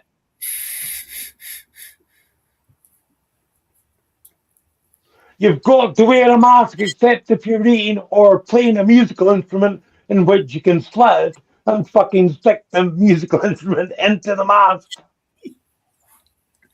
Or if you're swimming, wear the mask until it starts to. I mean, my God, if there is a history to be written, if there's a future to be lived, historians of the future, even if they come from planet fucking Reticuli, are going to call these the fucking days of the disenlightenment, the days of the fucking lunatic, the days of the imbeciles. Am I wrong, Alex? No. No, we don't. If there is a history to be written, we will not look good in it. This generation will not look good in it. Well, now there's a biblical reference. This generation will surely not pass away until all these things be fulfilled. Well. Here, I'll let you loose now. Go on. You've been building up thoughts for ages. I could see you. I've been writing stuff down. So let people know what you think, and I'll take a very quick break. I know it is. Just what you've been going through there. I'll be listening, though. What you've been going through there before. The apocalypse is what everybody thinks it's, and I'm not saying it's not going to be, but it could be something like mass nuclear destruction or Terminator style destruction of humans against robots and whatever. But the actual meaning, what Ian went through there before, was the apocalypse doesn't mean the end of the world. It means the lifting of the veil. So it means the apocalypse is when people actually wake up and see what's been done to them by their governments, by the corporations, which are all working together, which many people might call fascism back in the day. But it's definitely coming from the lies and the distraction and the reasons for war and even the interpretation of the Bible has all been, I would say, in my opinion, misconstrued. Right? If you read a piece of poetry, it means something to you. If you read the Bible, it means that to you. But unfortunately, to me, that's got slightly out of hand. Right? This interpretation of these books has got slightly out of hand, and I would purport that people should look into the centers of all religion, and they're all centers of all major religions, even small religions, are all about caring for your family, looking after your friends, you don't need 10 commandments, right, to know that you shouldn't kill someone or take someone's wife or rape or murder or whatever, right? Everybody should know this, right? This is basic elements of truth, of philosophy, of theology, right? But the theology seems to get misconstrued or skewed. So you've got a centered point of this whole religion, which is like, we need to look after each other and better each other and help the earth and blah, blah, blah, blah. And then it seems to expand out to, if you don't believe in us, like Ian was saying, it's like, I believe in the color purple, and it's like, I believe in the color fucking blue. So now I need to kill you because you're not purple anymore, right? It's crazy. To me, that's crazy, right? And it's all about, like Ian says, the interpretation of the great book, right? It's what they call it in the West. And obviously there's the Quran over in Muslim countries, and they say the same thing, right? And I think you did a show, Alex, with Glenn about the Talmud, which is a different book entirely as well, which seems a bit more extreme, where they're saying if you're not born with this particular sect of people, then you're basically waste, right? It's what I would say. And then the Talmud is the Khazarian Zionist section. Yes. And like I've been watching this for years and years. Just like the Schofield Bible is the Christian Zionist. Yes. version. So it's like how to describe it is the way I speak. It's like a patch and paint job of the actual truth, right? You know what I mean? It's like when someone comes in, does your house and does your garden. William, done it properly. Sorry, William Henderson, come on for the last 5-10 minutes if you're able. Go on, Kier. No, sorry. I was just going to move on. Like, so the apocalypse isn't bombs, and it's not the raising of cities. And believe me, this could happen any bloody day. But it's the truth revealed, right? And it's the lifting of the veil so that people can see. But then again, you have to have eyes to see and ears to listen to actually recognize the truth. And I think Alex touched on it a few shows ago, saying, I can't believe the apathy in the world. Like maybe a few weeks ago. Like nobody listens and nobody cares, right? And when you try and speak to people, you're almost shut down. because you're trying to speak the truth. And you know this is going on in the world, and they're like, look, I've got a family to feed, I've got a car I can't afford, I've got a house, a mortgage, I'm not sure if my job's going to be here next week. And you're like, yeah, but you know the world is run by these people that eat fucking babies and shit, right? So I was trying to stay away, but I'll just say it, right? I'll just say it. Satanic fucking pedophiles, right? Or pedivores, right? They're running our country. Nobody wants to know about it because they're too busy locked up in their fear. Is what I would say, right? And then on top of what Ian was saying, just to continue with what Ian was saying there, back in the day, almost nobody read, and they had a pastor or a priest or whoever speaking to them, telling them this was the truth from a book only they could read. Right? So now everybody, or almost everybody, and I think that's starting to go backwards now, everybody can read and write, right? But that's taking a step back with all the... Yeah, it's going backwards for sure. Yes, Yeah, and I think that might have led to the watering down of faith across the world, especially the Western world, with the most allegedly, the most technologically advanced. So everybody I know can read and write, right? Apart from maybe a 19-year-old that can text fucking 10,000 times faster than I can, right? But they can't write cursive, right? They can't write. Here's a pen. Right. Here. Yes. There's many things that I don't take credit for.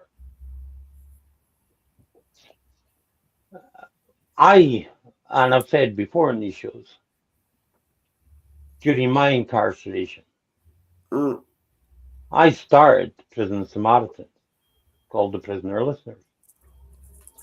I also started what I think in government documents is now described as ABE, Adult Basic Education. Oh, to raise up the... Whilst I was incarcerated in Greenock prison, which is both a long-term offender section and a short-term offender section. That's where I started Prison Samaritans, because so many young offenders were talking themselves. Aye. I also, during looking into that, discovered that they had the highest recidivism rate, which means reoffending.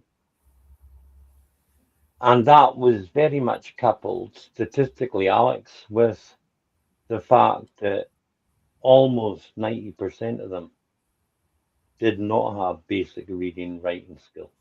Oh, really? Okay. Really. Wow. So,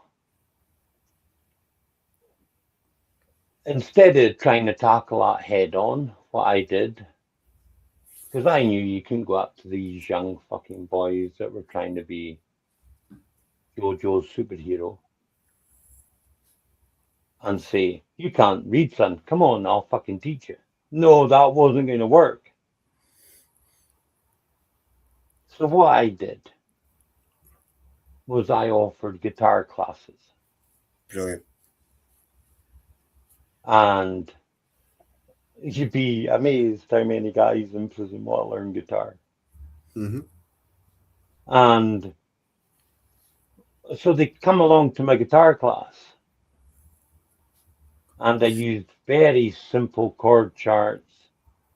I can teach anyone in the world to play guitar. Brilliant. I mean, I literally can.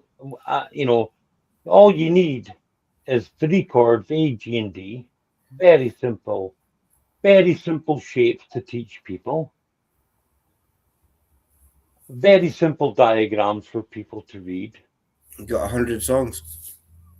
Well, I always use Me and Bobby McGee. Okay. Because of that country and western tempo.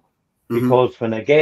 Because people I teach guitar to, they don't get attached to fucking strum until at least 3 weeks in, until they can show me they can move those shapes. And that takes a lot of practice. I know those. They still hurt my hands. Exactly.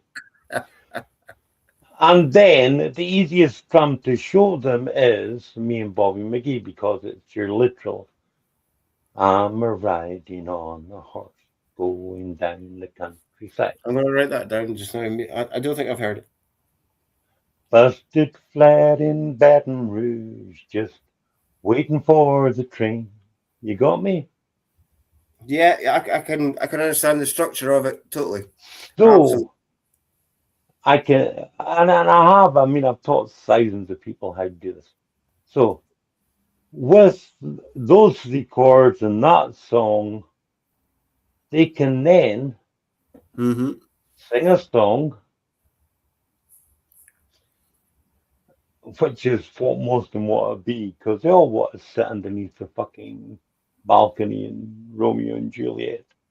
So is it like giving them the context of the song, and then because they like the song, they'll No, it's just more it's time just to giving learn. them it's just giving them a tool, because once you can play that song, you can Yeah. play any song. As you said, there are how many songs with A, G, and D? Oh, 2 million. C, G, and 2 F, millions. and yeah. But then once you're confident in C, G, and E, you can throw in a C. You can Yeah. throw in an E minor. You can throw in an A7. You can throw in an F. Yeah. Totally understand. Totally understand. I've got my guitar sitting behind me just over here.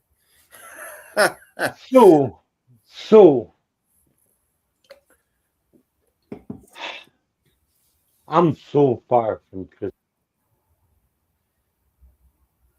I'm so far from my. Oh, you went mute. Yeah, I think the earphones have gone. Is that the international single for "We Can't Hear You"? Is it? You're muted at the moment. I think it's where they disconnect. That's it. Here we go. Can you hear And me we're back. again? Yeah, you're back. My audio is good, but you can hear me. That's fine. Yeah. So if I could boil Christianity, and someone did this before me, so I'm not claiming credit. Jesus Christ said, all of the law, the Torah, and all of the prophets, the Septuagint, and all of the commandments can be boiled down to these two things.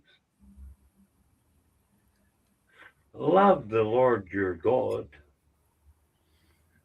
with all of your heart, with all of your mind, and with all of your spirit. And love your neighbor as yourself. Very simple, but very powerful. Well, you know, we were doing that right now. We wouldn't be allowing Israel to wipe out Christianity in Lebanon. True. We wouldn't be allowing Israel to continue its genocide in Gaza and the West Bank. We wouldn't be allowing Israel and the United States in a war of aggression without any provocation. Illegal war of aggression, I would say. Exactly. Be attempting to bomb a civilization which has existed for at least 10 times longer than the United States has been on the fucking planet. Yeah, I think it's about 7,000 years. I'm reading, Yeah, obviously coming up in my I searches. mean, sometimes in my posts, what I do is I do a hashtags. You know, I do think there are talking heads, big talking heads on YouTube and elsewhere that watch the show and get some of their ideas from it. I don't have an ego. I don't care. None of us are going to ever make a brass penny out of this. And that's where my conscience makes me feel good about it. But at the end of the day, we're not going to influence a mass revolution. The best I can do, You never know. well, the best I can do at the moment is inform those who want to be informed. Well, obviously, Ian. Here, let Alex have a word. Alex. Sorry, I speak too much, right? I've got this thing. I always. Brother, we've got the same problem. Cool. Alex. Yeah, it's like you said, we probably won't even get to verse 1, and I don't think we have got to verse 1. But the thing that stuck into my head was about a pictorial language being interpreted by, well, they didn't quite get to that as such, but pictorial language being interpreted and translated by people who think with a logical mindset. Exactly. That's the where my key point, mind's Alex. That is the key point. Go on. And it's, I don't know. Like I say, we've not got into the body of it, but in preparation for today, I was listening because I copied it over and we had it playing on thing, listening again to the book of Revelation. And the thing that I have noticed is the amount of phrases in there that are being spouted around on all sides, even on the side that pretends to be opposing what's going on. And I don't know, it will be interesting to hear the rest of it broken down, because there is so much there, and it's become almost a only accepted argument that everybody should read themselves. It should be in everybody's language. If you contradict that, it's become almost the things you're not allowed to say. But there is a lot of damage can be done. There is a lot of damage that is done in interpretation. And the biggest one that's always bugged me with people from whatever walk of life discussing the Bible is how they will use it to back their own viewpoint, to back up what they say. Now, I did a history degree when I turned 40, and the one thing I learned is you could take any stance you want on any subject and you can find evidence to back it up if you interpret it how you choose to. And I've seen too many people use the Bible to do that, and use that well without even getting on to Israel and Christian Zionism, but to use that as an excuse for their own will. I kind of going all over the place with that sentence. No, you're absolutely spot on in everything you say. And it's one of those where, literally, honestly,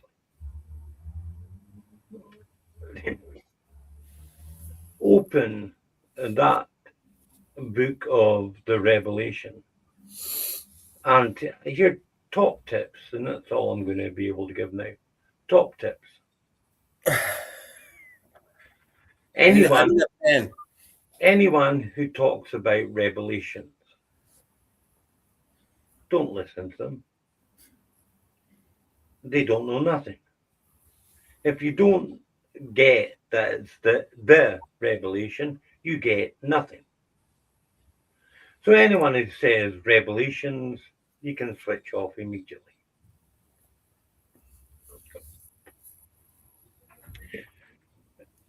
The first 3 chapters cover the 7 letters to the 7 churches. What's wonderful about those are they are all 3 at once, as the book is. What I mean is there's 7 literal letters to 7 churches, all of which start off by being positive, saying what's good about the church, and then saying what's bad about the church, and then saying what they have to do to correct it. Now, these were literal churches extant at the time the letters were written, so they were talking about literal problems that these literal churches had. They're also personal and allegorical because the issues brought up in these letters about believers are things that any believer at any time in history might face. Issues of greed or avarice or jealousy, etc. You got me? And then there's a historical interpretation which maps out what's called the 7 ages of the church. From the church at Ephesus, which was the most perfect church just after the crucifixion of our Lord Jesus Christ, to the end times church of Laodicea, which is lukewarm and full of shite. Ephesus, the author has nothing bad to say about. Laodicea, the author has nothing good to say about. The best of which, for all you people dutifully going to church this Easter Sunday, the Lord God says, through the Revelator, he is about you to spew you out of his mouth because you make him fucking sick. The entire book is based around numerology. So you have 7 letters to 7 churches. You have 3 sets of 7 punishments. The seals, the bowl, the trumpets, and then the bowl. In those, you have 6 poured out. Then there's a bit of a gap where you get a bit of a fucking insight into what's going on. Then there's a 7th, which also starts the next sequence of events. So if you don't know that, you're going to be kind of fucking up a gum tree before you start. Then it's not always in chronological order. Oh, that might be a problem.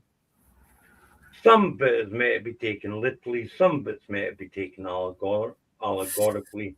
And the problem is, whoever wrote it was definitely a scholar, definitely understood ancient Hebrew, understood the Victorian language and what was trying to convey, and was trying to do his very, very bestest to convey ancient ideas and prophecies into Greek lingua franca, which was logical. And a lot of the times that was trying to fit square pegs into round holes. Capiscio? So, please, please, please, please, please, please.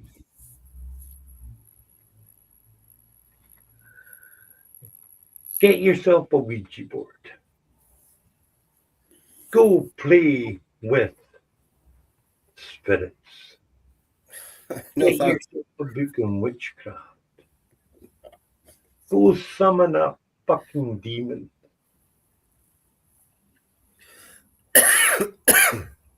But don't open that book of Revelation as if you think you know something about something.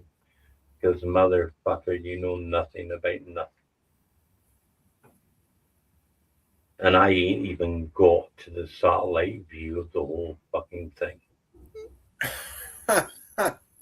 That's an introduction, I would say there, Ian.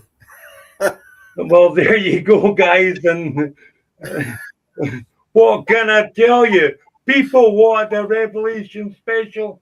I don't think they had any idea. And I hope I have confounded everyone's fucking thoughts of what they thought they knew about Christianity. And I hope I have offended at least 75% of the audience. Bravo. Alex, what do you say? I don't know if you've got far enough to offend 75% of the audience yet. If they're still around by now, I'm not sure it's going to work. But the point is, that is exactly who we are. We're never going to cushion anything, change anything, tell a pack of lies, say what you want to hear to keep you, because we've never cared whether you stay around or not. If you want to hear the truth, you will be here. And that's what counts at the end of the day. But it's fascinating already. I am interested to hear the rest and to hear the bird's eye view. I can't be that. Sorry, I'm not getting my words out, but I look forward to hearing the rest of it because the whole of it is fascinating already. Well, we'll come back next Sunday.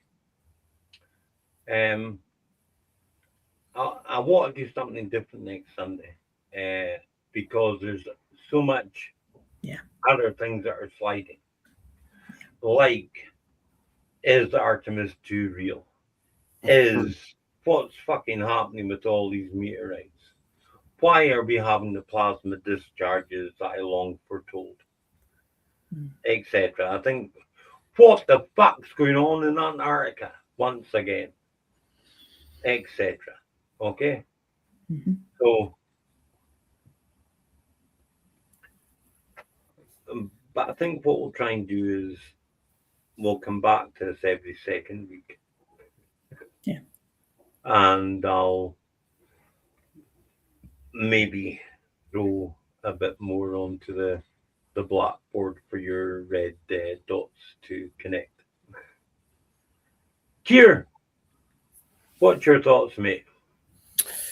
Well, I look forward to being learned again on the Book of Revelations. I have to swear that I've never read the Bible, but I have sworn on it at least once.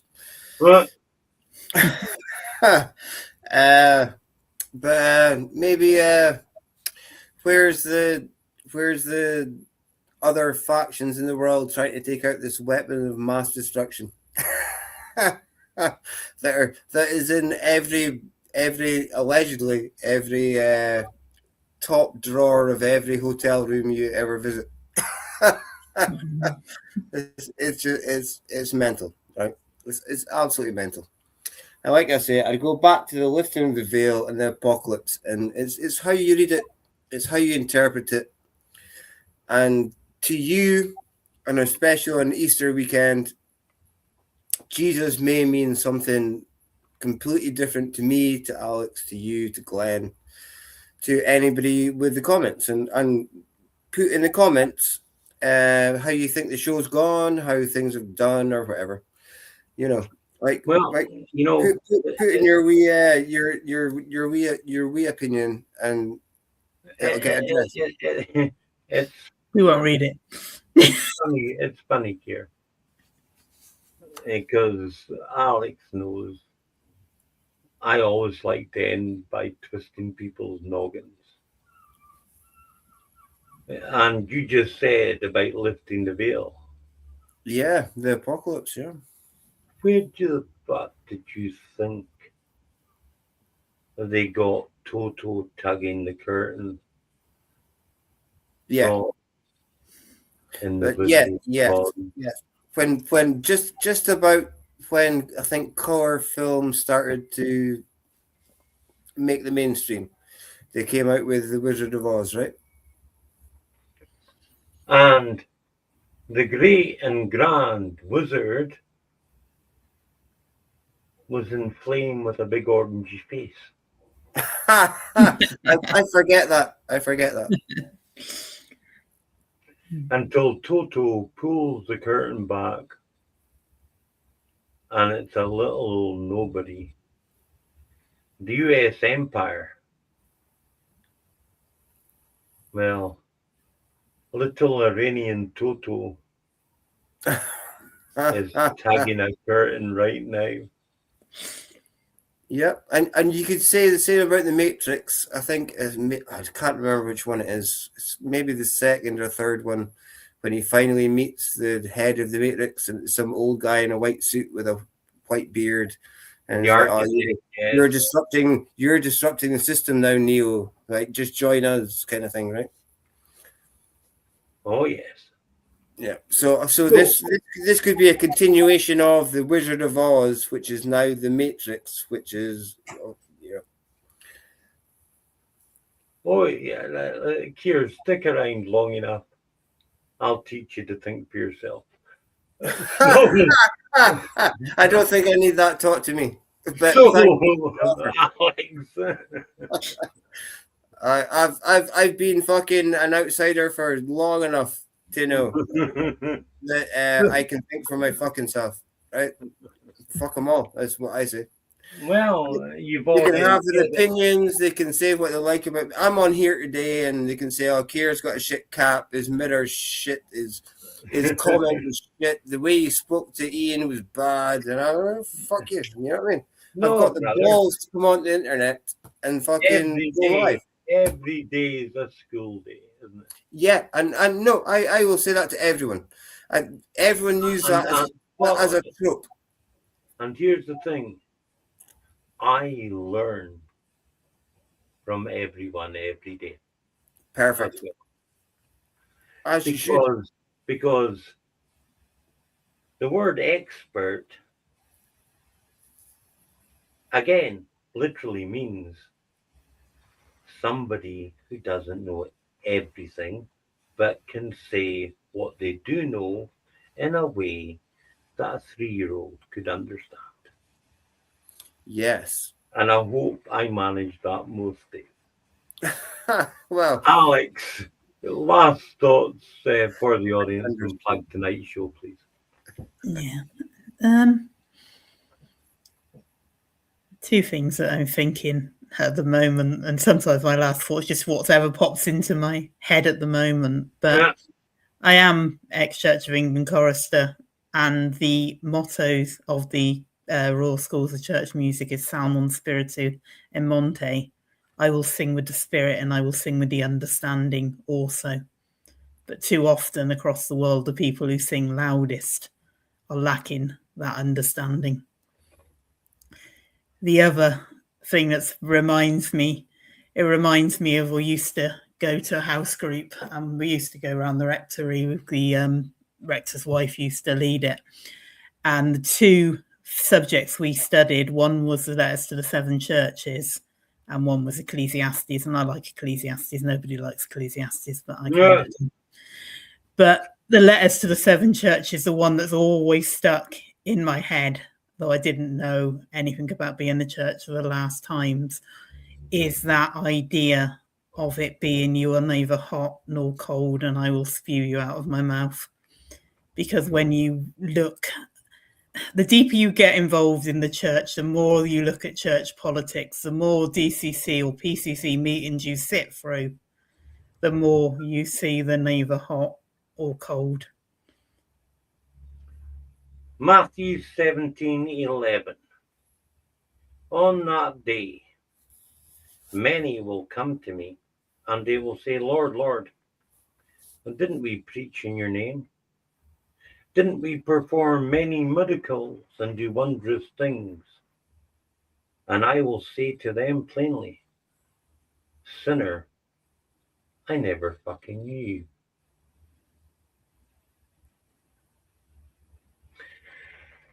you.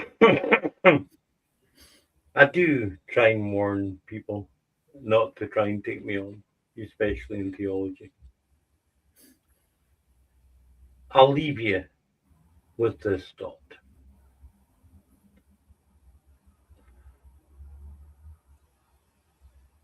Moses, on his deathbed, said, another will come after me. And here's how you'll know if they are a prophet of God. If what they say comes to pass, they are indeed a prophet of God. If what they say doesn't come to pass, take them out and stone them, for they are an impostor. Too many people in this world haven't been stoned, and maybe too few haven't been listened to. Ah, well then. I have got the world to deal with. Not only in a week and a half am I going to be homeless, but I discovered my car went out of MOT on Friday, and I've got work to finish before I'm made homeless. So Jesus Christ, I'm in heart fucking attack territory without even trying to think about what's happening in the Middle East, or just how stupid most people in the world are. So do me a favor. Let me go get my couple of hours unwind. And with all the love in the world this Easter Sunday, Easter rising people, I can't. Do me a favor. Love the ones you can. Don't try and love the ones you can't. That's called being a serial killer. And do me a favor and just fuck it all. Bye for now. All right. Okay, peace.